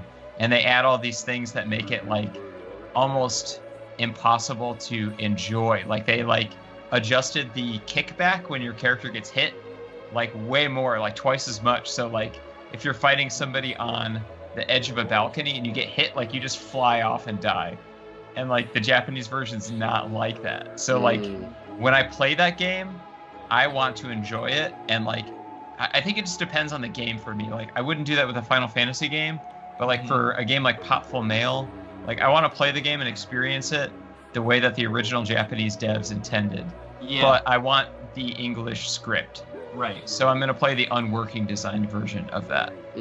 I gotcha. I mean, I guess like when I think about some stuff like Final Fantasy VII, the way I think about it is like, okay, Emerald Weapon and Ruby Weapon are optional bosses in Final Fantasy VII, but they were not in the original release of Final Fantasy VII in Japan. Oh, interesting. I didn't know that. Yeah, so they were added like to the American version to add like an extra challenge for Americans. Are they in the like international version? Yeah, I guess. I remember seeing when we were in Tokyo. All right, hold on, real quick. Ed Jr. just asked if he should play the Steam version of Chrono Trigger. No. Oh, that has the sprite mixing, doesn't it? Avoid that one at all costs, Ed Jr. They did that in Steam as well. Jeez. Real quick, it's just a mobile port. The Wonderment Moogle said, I would argue that the PS1 version of Final Fantasy VI is the best because it has what GBA has while also having great audio. It does have better audio than the GBA, and it has graphics that are comparable, but the load times for Final Fantasy VI on the PS1 are excruciating, and made that game. I didn't notice them at the time. Like every battle, that right? was what I had. It as was just soon as I got FF3 for SNES, I was like, oh my god, it just goes from battle to the world map like so much faster. Yeah, it was just like, I couldn't play 6 and 5. I had so much trouble with playing on the PlayStation. I ended up I played both those games on the GBA when I finally beat them. Yeah. Quick, Ed Jr., I would suggest you play a SNES emulated version of Chrono Trigger over the official Steam port. If you can't get the DS version or the Super Nintendo actual, cartridge. For a lot of Square Enix's games, I would suggest doing that. They announced a remake of Saga Frontier, and it's a really beloved PS1 game that uses kind of like Donkey Kong Country style pre-rendered sprites, where they made like a 3D model on a computer and then they just took snapshots of it. Yeah. And then, imported it into the game in whatever resolution the game was in. And at first glance, it looked really promising because they totally redid all of the sprites and the monsters faithful to the original style with pre-rendered sprites. And then, I watched the video again and looked at the backgrounds, and I could tell that they just took the original PS1 backgrounds and then did, an AI upscale and then applied a bilinear filter to it. And I was like, God, why did you have to half-ass it? You redrew all of the assets for the characters and the monsters, but then you're just gonna go and half-ass the backgrounds? Why not just redraw all those too? Come on. Yeah. Now, all of that said, I think at a certain point in history, perhaps, after our generation, after millennials have perished from the earth, and the last living memory of playing a 16-bit console as a child, and that being the zenith of technology. After, it's like after the last World War II veteran dies, after the last millennial dies, there will be a small sort of, a small scene of people that care, but I think probably most people will just want to play the game, and they won't even really be able to tell because they'll just be, this is retro style graphics, the same way that our generation perceived what the 1960s were based on our parents' colorful descriptions of it and its portrayal in pop culture and Austin Powers, Forrest Gump, and Forrest Gump, and it's but what were the 60s actually like? Probably pretty shitty, you know what I mean? Yeah. So I feel that it's maybe we're just a little too uptight, Yeah, I agree. I mean, I don't think there's any right or wrong way to play it. I do think that there's going to be a more enjoyable way to play it for select groups of people, but that's about it, you know? I never thought that. Well, okay. Well, I was just gonna say the last millennial perishes from the earth. I'm just like caught up in that now. Yeah. Damn, that makes But, me like, want to. Go ahead. I just think that like when I don't fucking know. Hey, Jordan. Got Oh, hey, JPEG Jordan. stripes in the chat. I said hi. No one listens to me. I didn't hear you. So, Oh, no, I was just gonna say that I don't think that I used to not be one of those people who would give a shit about any of that. It literally wasn't until I played Final Fantasy Anthologies 5 and 6 on the PS1 that I became like, what the fuck? These load times are like, this is horrible. Yeah, and You're I'm not not opposed saying to ROMs, though, are you? Like you'll play a ROM. Yeah, I'll play wrong. yeah, I'm Okay, not saying that it's like wrong or not important or anything. I'm just like speculating about future generations and like how they're going to Sure. perceive things. You know, it's like Well, to maybe the Steam reinforce your versions will be argument, all that survives, and that's what they'll think the game was. You know what I mean? It's just crazy. Wait, music, to wait, reinforce music your just said- argument, I played Final Fantasy 5 and 6 for the first time via Final Fantasy Anthology, so that was all I knew. And to me, like, that was the original version of the game at the time. And then when I got, when I finally years later, found a Super Nintendo at a garage sale and got a copy of Final Fantasy 3 and played it, I was like, wow, this is like so much snappier and, a better experience.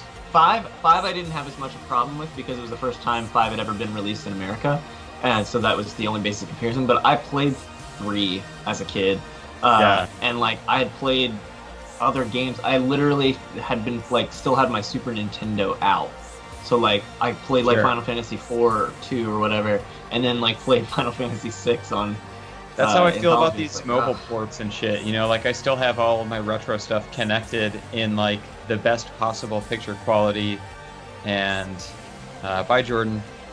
Bye, Jordan. And it's just like I see like Romancing Saga 3 is getting a Switch remaster, but like I have a SD to SNES flash cart. I can play that same translation on original hardware without the like weird Square Enix like AI upscaled sprites that like have borders that don't meet up and like mixed resolutions. For me, it's so I mean, because there are definitely times where like technical limitations.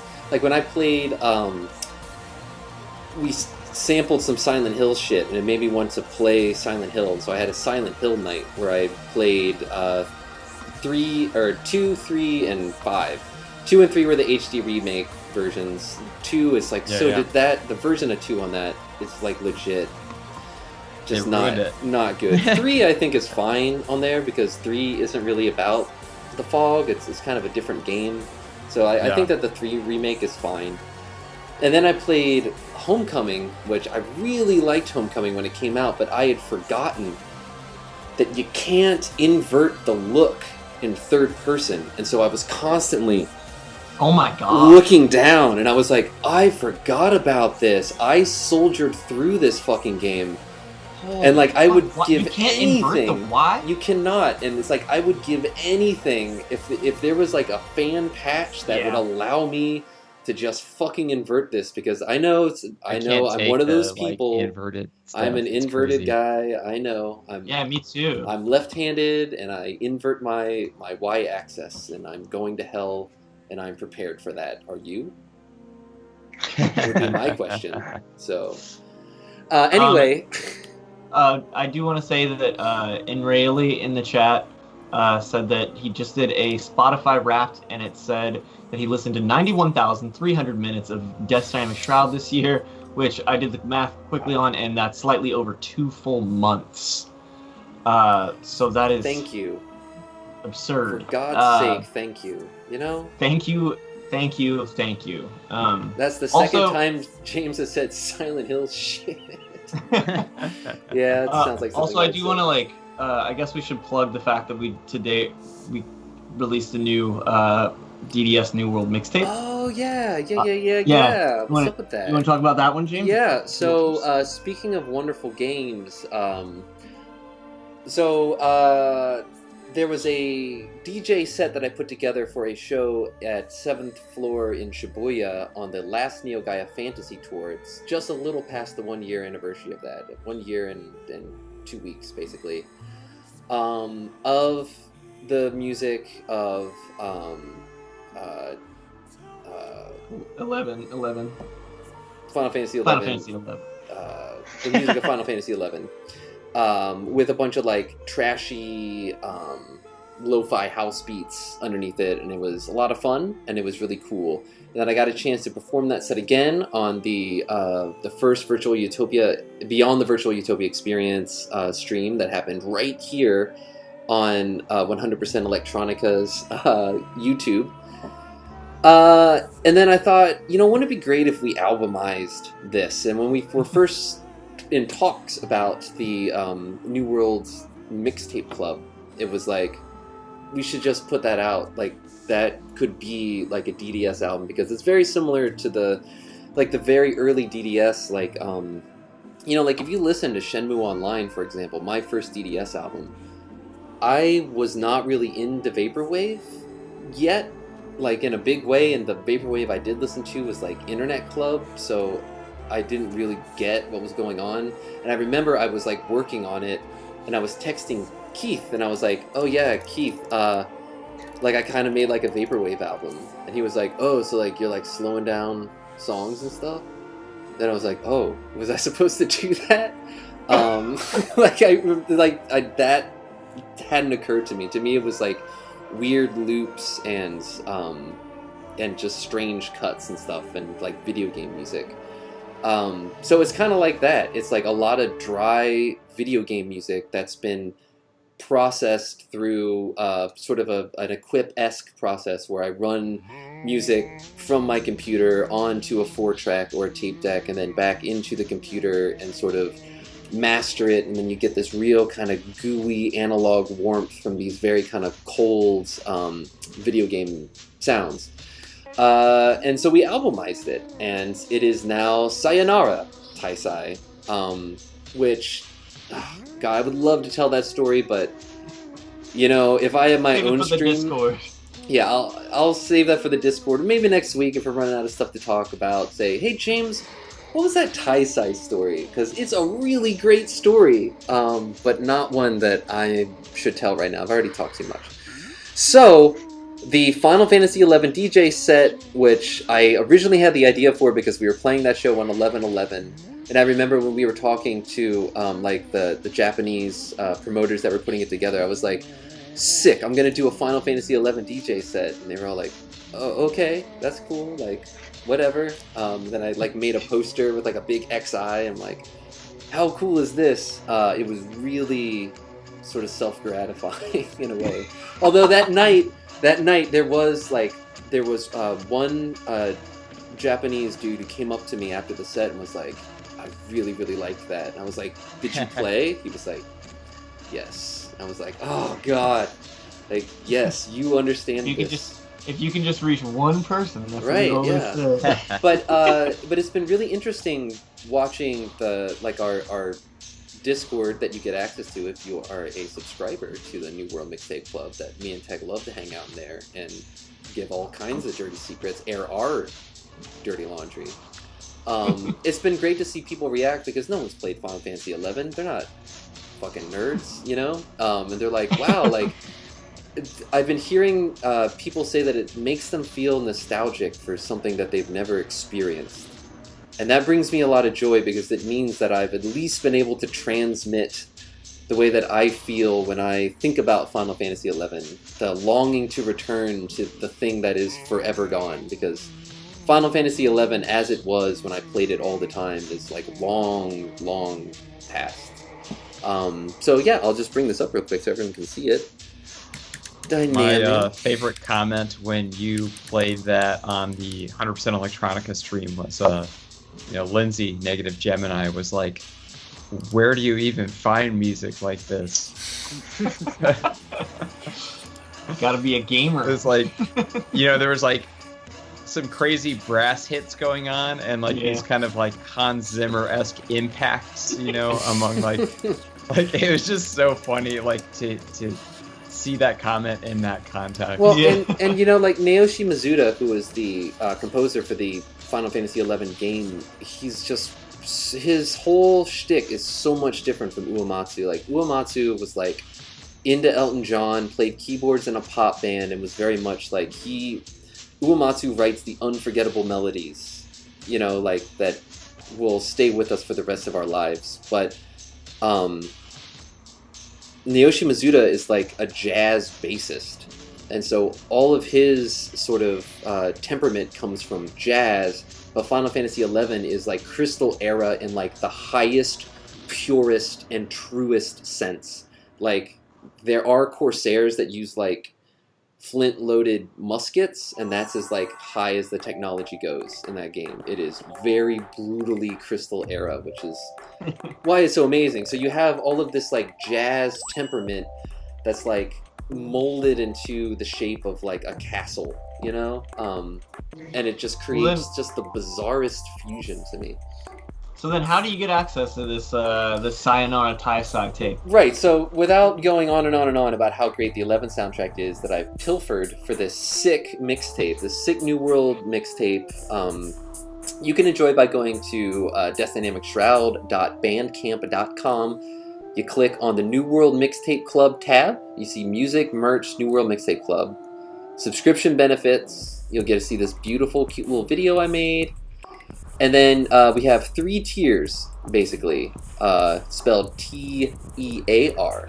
So there's the digital tier. You join for $7. You get the whole back catalog in your Bandcamp collection, plus the new albums as they come out every month. We are releasing them monthly.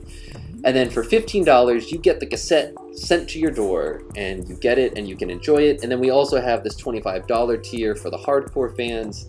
That includes beautiful postcards, DDS voicemail, access to a private channel where Tech and I really dish out the dirt, and all kind. We've already given away a lot of unprecedented access to the new DDS album to our Cult of the Shroud tier subscribers. So again, just go to our Bandcamp, Death Dynamic Shroud Bandcamp. It's all up there. Check it out. As soon as you become a subscriber, you can listen. We're also doing a special thing, and I'm sorry not to make this a whole promotional thing, but like, anyone who joins this month will get a copy of Taisai. Moving forward, it's only subscribers at the first of the month that will get that month's tape. Otherwise, we'll have no way to control people that are subscribing in like the middle of the month or whatever, and that's just the easiest, simplest way to do it. But since it's new and everything is still a surprise, everyone who joins this month gets this tape. So you can join in the middle of the month, get this tape, cancel next month, and get next month's tape too. But this is the only time that you're ever going to have a chance to do that. So take advantage of it. Take advantage of us. We want you to. And here's the album. You can see this is woven together from my various Final Fantasy XI screenshots. Here we see someone's running towards Delkfoot's tower with the emptiness of Primivian sort of superimposed on top of it. Lore heads from Final Fantasy XI will understand what I'm trying to say. From a lore standpoint, and it's like 53 minutes and 20 tracks, and which includes Hallway Kami Part 3. You'll remember Part 2 was the one with the sunset and the hand that comes down. This is a continuation of that series. So if you want to hear the hauntingly beautiful Hallway Kami Part 3, subscribe today. This whole stream is sponsored by. This stream is sponsored by Death Dynamic Shrouds. And hey, while you're at it, why don't you enjoy and join Kevin's Patreon as well, because it's also incredible, and I've displayed the tapes that he's giving away. He's been doing this for longer than we have, almost a year longer. He's got it down to a science of joy. I would say that he dispenses a lot of joy. I'm in his Discord, just lurking sometimes. Same. And it's beautiful, and there are a lot of people that love you. I'm one of them, and the stuff that he's putting out is incredible. You can find that if you just search like Equip Patreon. World of Equip Patreon. I wish I could say that I am done with a new mixtape, but I'm still working on it. And the town one, my right? last mixtape I spent too much time on, and it rolled into this month. And then the beginning of this month was fraught with misfortune and strife. And I really only started working on it like last week. And it kind of took me a while to get the basic kind of groove of it. But I'm like finalizing the November mixtape this month. And then I'm going to do a Christmas one for December. So. Oh, awesome. That's going to be huge. Equipsmas? Is that what it's going to be called? I don't know. I was going to do like a slushy Christmas. You're going to call it Curse Breaker Xmas? Maybe. Christ Breaker. Christ Breaker! Wow. Holy cow, yes. That's so good. Oh, that's so good. So I'm just gonna show off. This is the new tape. It's up is down, down is up. You can see it's quite attractive. Sayonara Taisai. That's what you get. And That's then great. It's really fun because the inside J card, it's a photo of my Dynamis link shell right after we had wiped. We had all died, so that's all of our corpses. There we go. You see Finn over here. That's me. I'm dead. We all my Dynamis died. itches. Yeah, it was a Dynamis tragedy, if you will. I got a rash on my Dynamis. Jesus Christ. All right, so look, before we get into the playlist, I have got to kill this goddamn dragon. Just really... You better do it. I'm still on this. Oh no, did I... Uh-oh. Uh-oh. Oh, Oh, boy. 1 second. Here, We I just got saw it. your password. No, you didn't. Dude, your Dynamis is infected. Okay, so let's take a look. Let's look here. All right, so we got the Hungry Bone Dragon.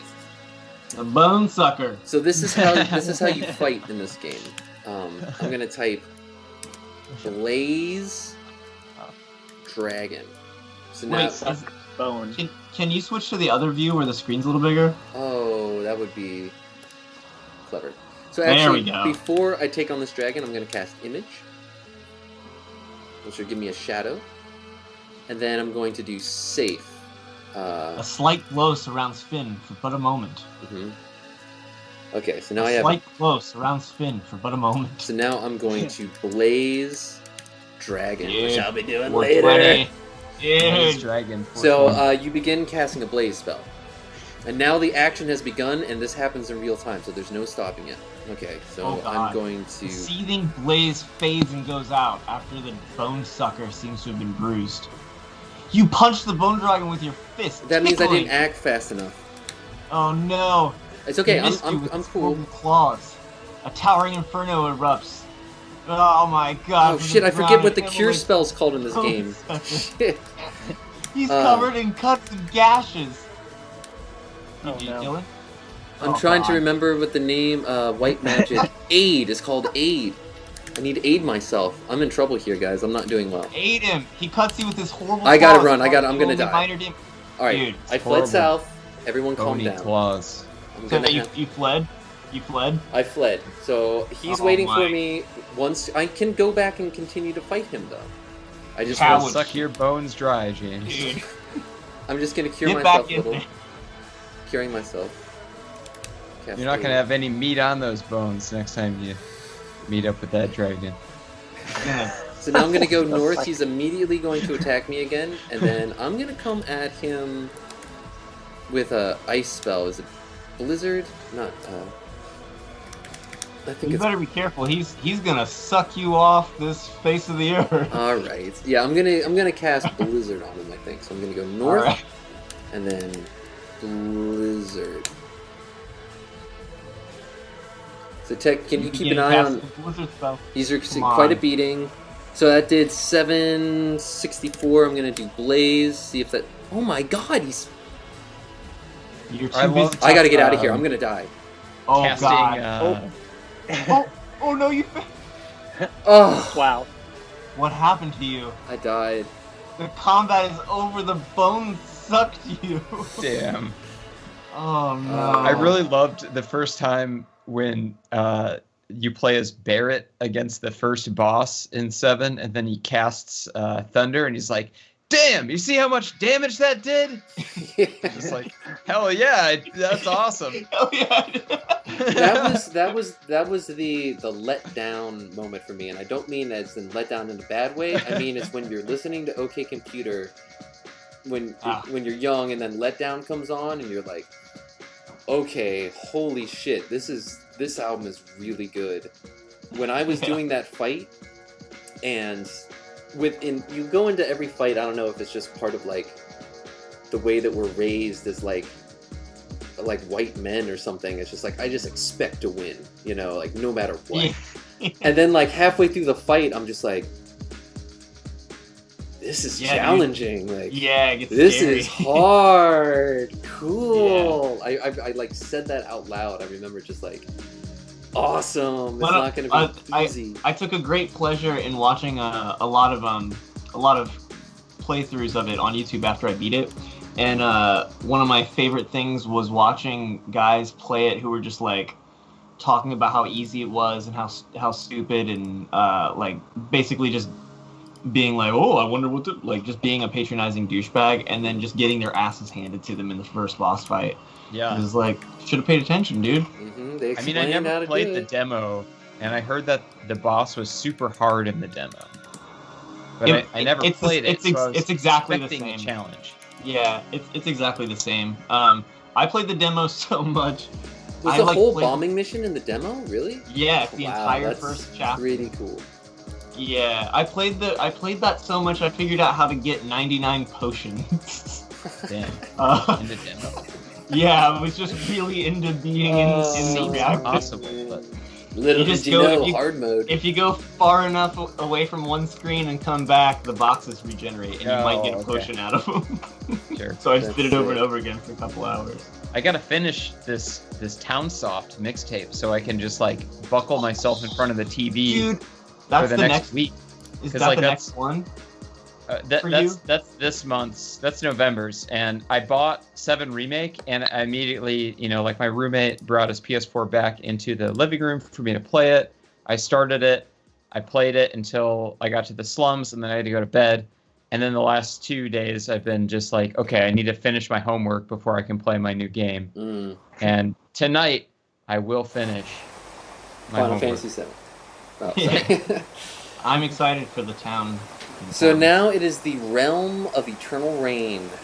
Is you might say rain down, rain down, rain down on me. A locked groove on the vinyl from a great height. What was last? Oh yeah. What were we inside it? That was OS 10. I'm sorry, just 1 second here. Oh, 10.2. Mm-hmm.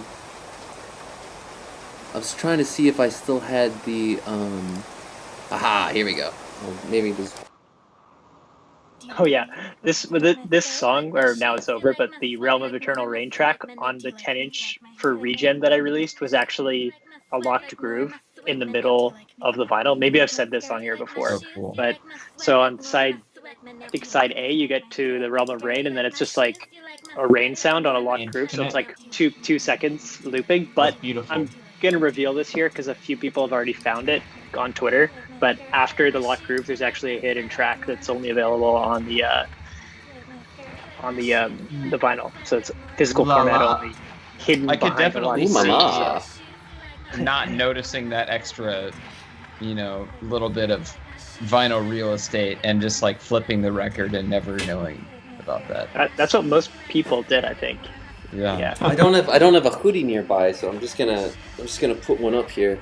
What's up? Oh my! It's raining out. James, who wants? How do you want to do this? Well, so look, we only have 6 minutes left before it's 10. So I don't know if we have enough time to get. I don't think we can play a game this God, week. do you like me as playing right now? It's like a nightmare. No, show. we can play a game. Look, I'll do it. I'll do it again. Okay, but I'm just gonna do. I'm gonna tell you which letter of the alphabet. Right. Okay. All right. Yeah. This is a little more abstract and. Yeah. And I don't have. It doesn't take as long to think about. Yeah.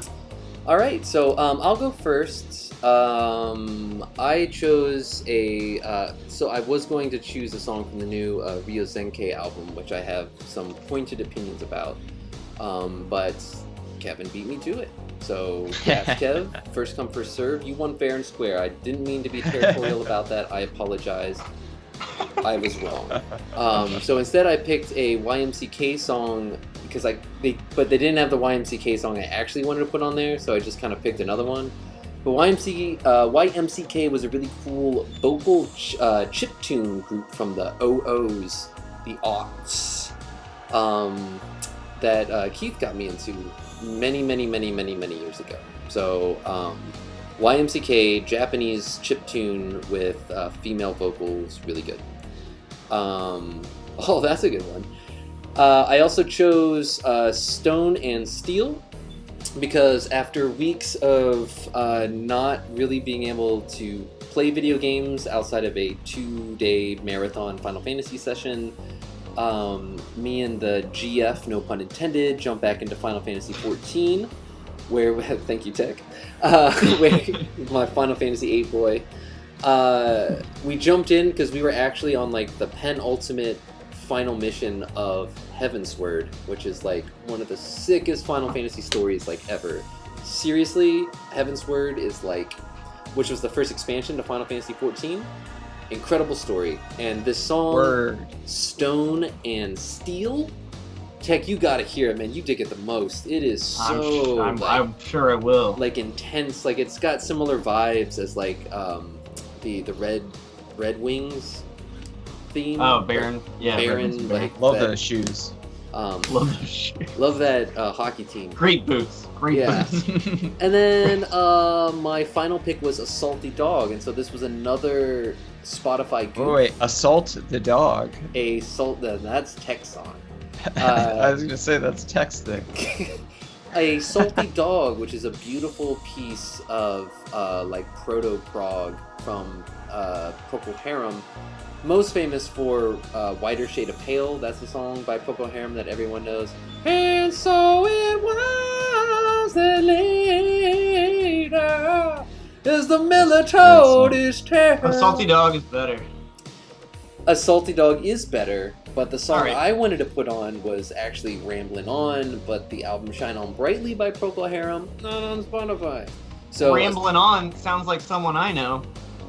So here's the letter you have is S, as all three of your songs begin with S if you don't count the A in A Salty Dog. Wow. Kevin, you want to go next? Yeah. I just heard Dijon, so I'm gonna take No, that's say hi, Claude. Dijon. This is Claude. No one gets to Oh, meet Claude.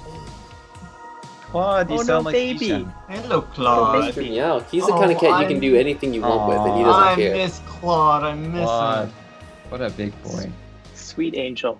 Oh, what a sweet baby. So I didn't even know there was a new Ryu Senkei and Hitomi Toy album until like the other day, and I kind of freaked out and listened to the whole thing a couple times. And so I picked the last track. It's a Kyoriwa no Theme, and this album I feel like it went really heavy on the like kind of more on the yacht rock side of like city pop revival stuff. Like, But it's weird too, because they're like 50 tracks and they're like a minute and a half. it's a really like, long album. Yeah, they're all these strange little vignettes. And there's like distinctively Hitomi Toy tracks and distinctively Ryu Senkai tracks. So it almost seems like a split release in a way, or like a compilation or something. Because like you get into this kind of like 70s, boogie rock groove, and then the next track has like, that I think like track 5 or 6 is like that Hitomi Toy track with like a side chained like kick drum, and it's like, what is this? But it's still like really, really enjoyable all the way through. And it sounds like, Doobie Brothers and Steely Dan to me. So I love it, of course. I have been consistently listening to the new Caroline Polachek record all year. I think it's probably, did this come out in 2020 or was this a 2019 jam? Hang. I think this is 2019. 2019. Either way, I feel like it's kind of become my most listened record of 2020. And it seems like every week I wake up and there's like a different song from this album stuck in my head. So this week it's Caroline Shut Up. And Wizard Dolphin says, I was just thinking of Steely Dan. Well, there's always someone, it seems like, on Earth that's always thinking about Steely Dan. I was saying before Kevin even got on to the pre-show, I actually muted the phrase Steely Dan on Twitter, as I do not want to see it. I'm not. That's not a joke. That's funny. Someone once told us that our old band sounded like Steely Dan, and we've never forgotten it. My beef with Steely Dan was that they beat Kid A in the Grammys. When I was in high school. And that's wrong too, because that album is not as good. Yeah, as that was like the Fogey that's that kind of reunion like album. bullshit where like the Grammys. Like, I think they had never won a Grammy, and then they were like, oh, well, we gotta give one to Steely Dan, come on. Yeah. Even though, like, which one was that for? Like, the, Kid A. Everything Must Go, or, It doesn't even matter. I just knew that those they were last old. two Steely Dan albums are not They were nearly old people, on par. and old people shouldn't get awards. Wait till you're old. The last one is a Chameleons track, P.S. Goodbye. They did something really weird here, and they like recreated the artwork from the album. It like the original album does not look like that. It's like the original album's an illustration, and it looks like they like redid it with vector art or something. Like they recreated it from scratch. It's really jarring, but the track is awesome. Chameleons are like 80s kind of God, I don't know. I don't even want to use the term post-punk, but it's like, kind of chorused out pop. I'm not sure if it really like fits in with post-punk canon. But yeah, Chameleons are awesome. They're like definitely you got that kind of monotone vocal style, like the chorused out guitars, really bittersweet tune. And I'm really, really rapidly absorbing new influences for the new Equip album, and I think it's going to be better than anything that I've ever done before. Awesome. And Kevin, this you track just made my heart like leap out of my chest. Like even considering, I love it when artists like put out an album and then like really live in that world for like several years, and then like create a whole new world that you get to like explore, and like the curse, like the compilation of Cursebreaker like continues, you know what I mean? But like, I mean, I've been thinking about it so much, and I love the Cursebreaker world, and I am continuing to expand on that. I have some other stuff that has yet to be released that will still take place in the Cursebreaker world. I have an EP planned for that, but the new one, the new full length will be an evolution of that world, and I think it's going to be a nice mix of like really, really hi-fi and really, really lo-fi. So I'm excited to start playing around with stuff. And this Chameleons track is, it's really guitar heavy, but I think that the new Equip album is going to have a lot more like guitar-based songs on it. Nice. Awesome. Kevin, your letter is P. And I'll tell you why.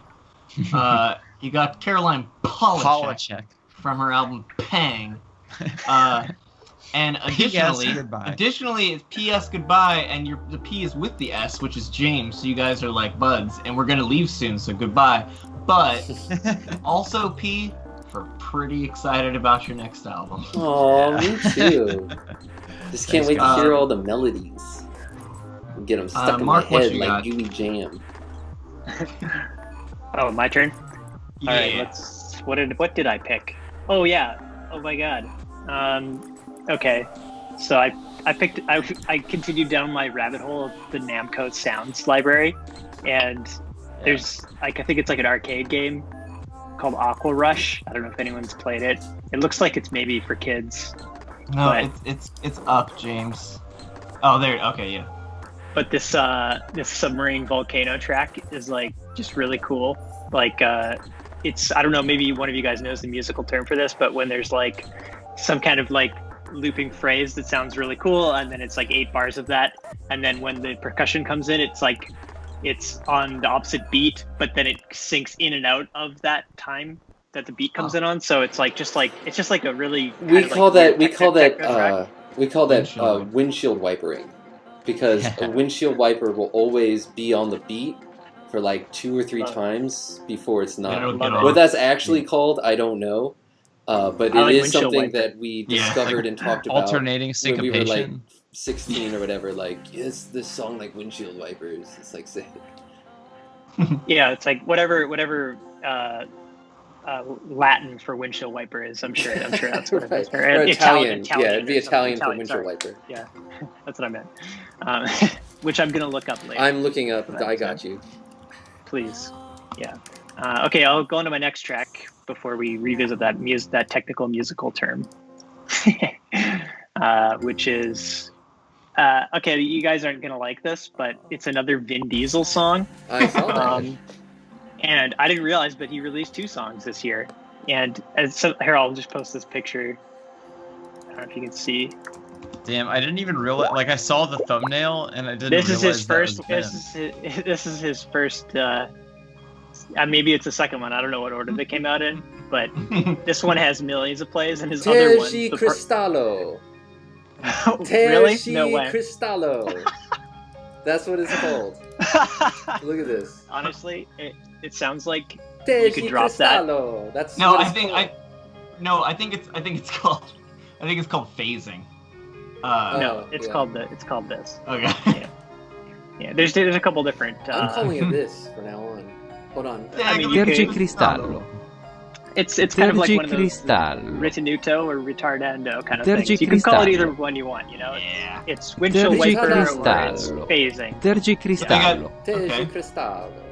So Terci we got Vin Diesel's Cristallo. other Vin lesser Diesel. known hit single, which is Right. purple. It's purple and it's not orange. Yeah. and then the last track that I did. By the way, Vin Diesel's music is actually okay. I'm not a huge fan, but it sounds like if you turn the radio on and there's music that's accessible to everyone that many people enjoy and is played in stores, it sounds a lot like that when you're hearing it. And then the other song that I put on is a Blank Banshee song from his new album, which I'm sure many of our viewers are kind of aware of the new Blank Banshee release at like midnight on Black Friday or whatever when this new album came out. I think that's when it came out. Yeah. And I won't talk too much about it because I haven't actually I've only listened to the whole album once, and this was the track that stood out for me. But I'll probably dig in and listen to it again. And I'm a fan of Blank Banshee. That's really it. So. Mark, you're pretty much the winner today because your letter is the 2020 Letter of the Year V, and I'll tell you why. We're looking at the Namco sounds. You got video games. You're looking at Days Are Gone. You're looking at Vin Diesel. And Blank Banshee. What's more vaporwave than that? So we've got. I believe it's called Vapor Trap. Okay, r/vaporwave. We're gonna have to subcategorize that Vapor Trap into a liquid base Vapor Trap. Giant Claw is Vapor Hop. Fucking A. So, my songs to wrap up. Granddaddy, one of my all-time favorite Yeah, groups. what's up with this piano version, man? I remember. Yeah, so Granddaddy has an album from 2000 called The Software Slump. Oh, you told me Hell about this. And it's one of my favorite albums of all It's time. a classic. Me Probably too. top 10. Top 10. Yeah. Yeah.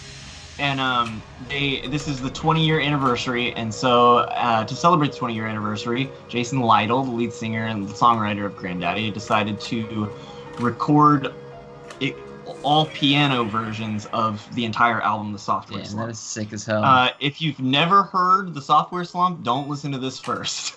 Go listen to The Software Slump. It's a legitimate masterpiece.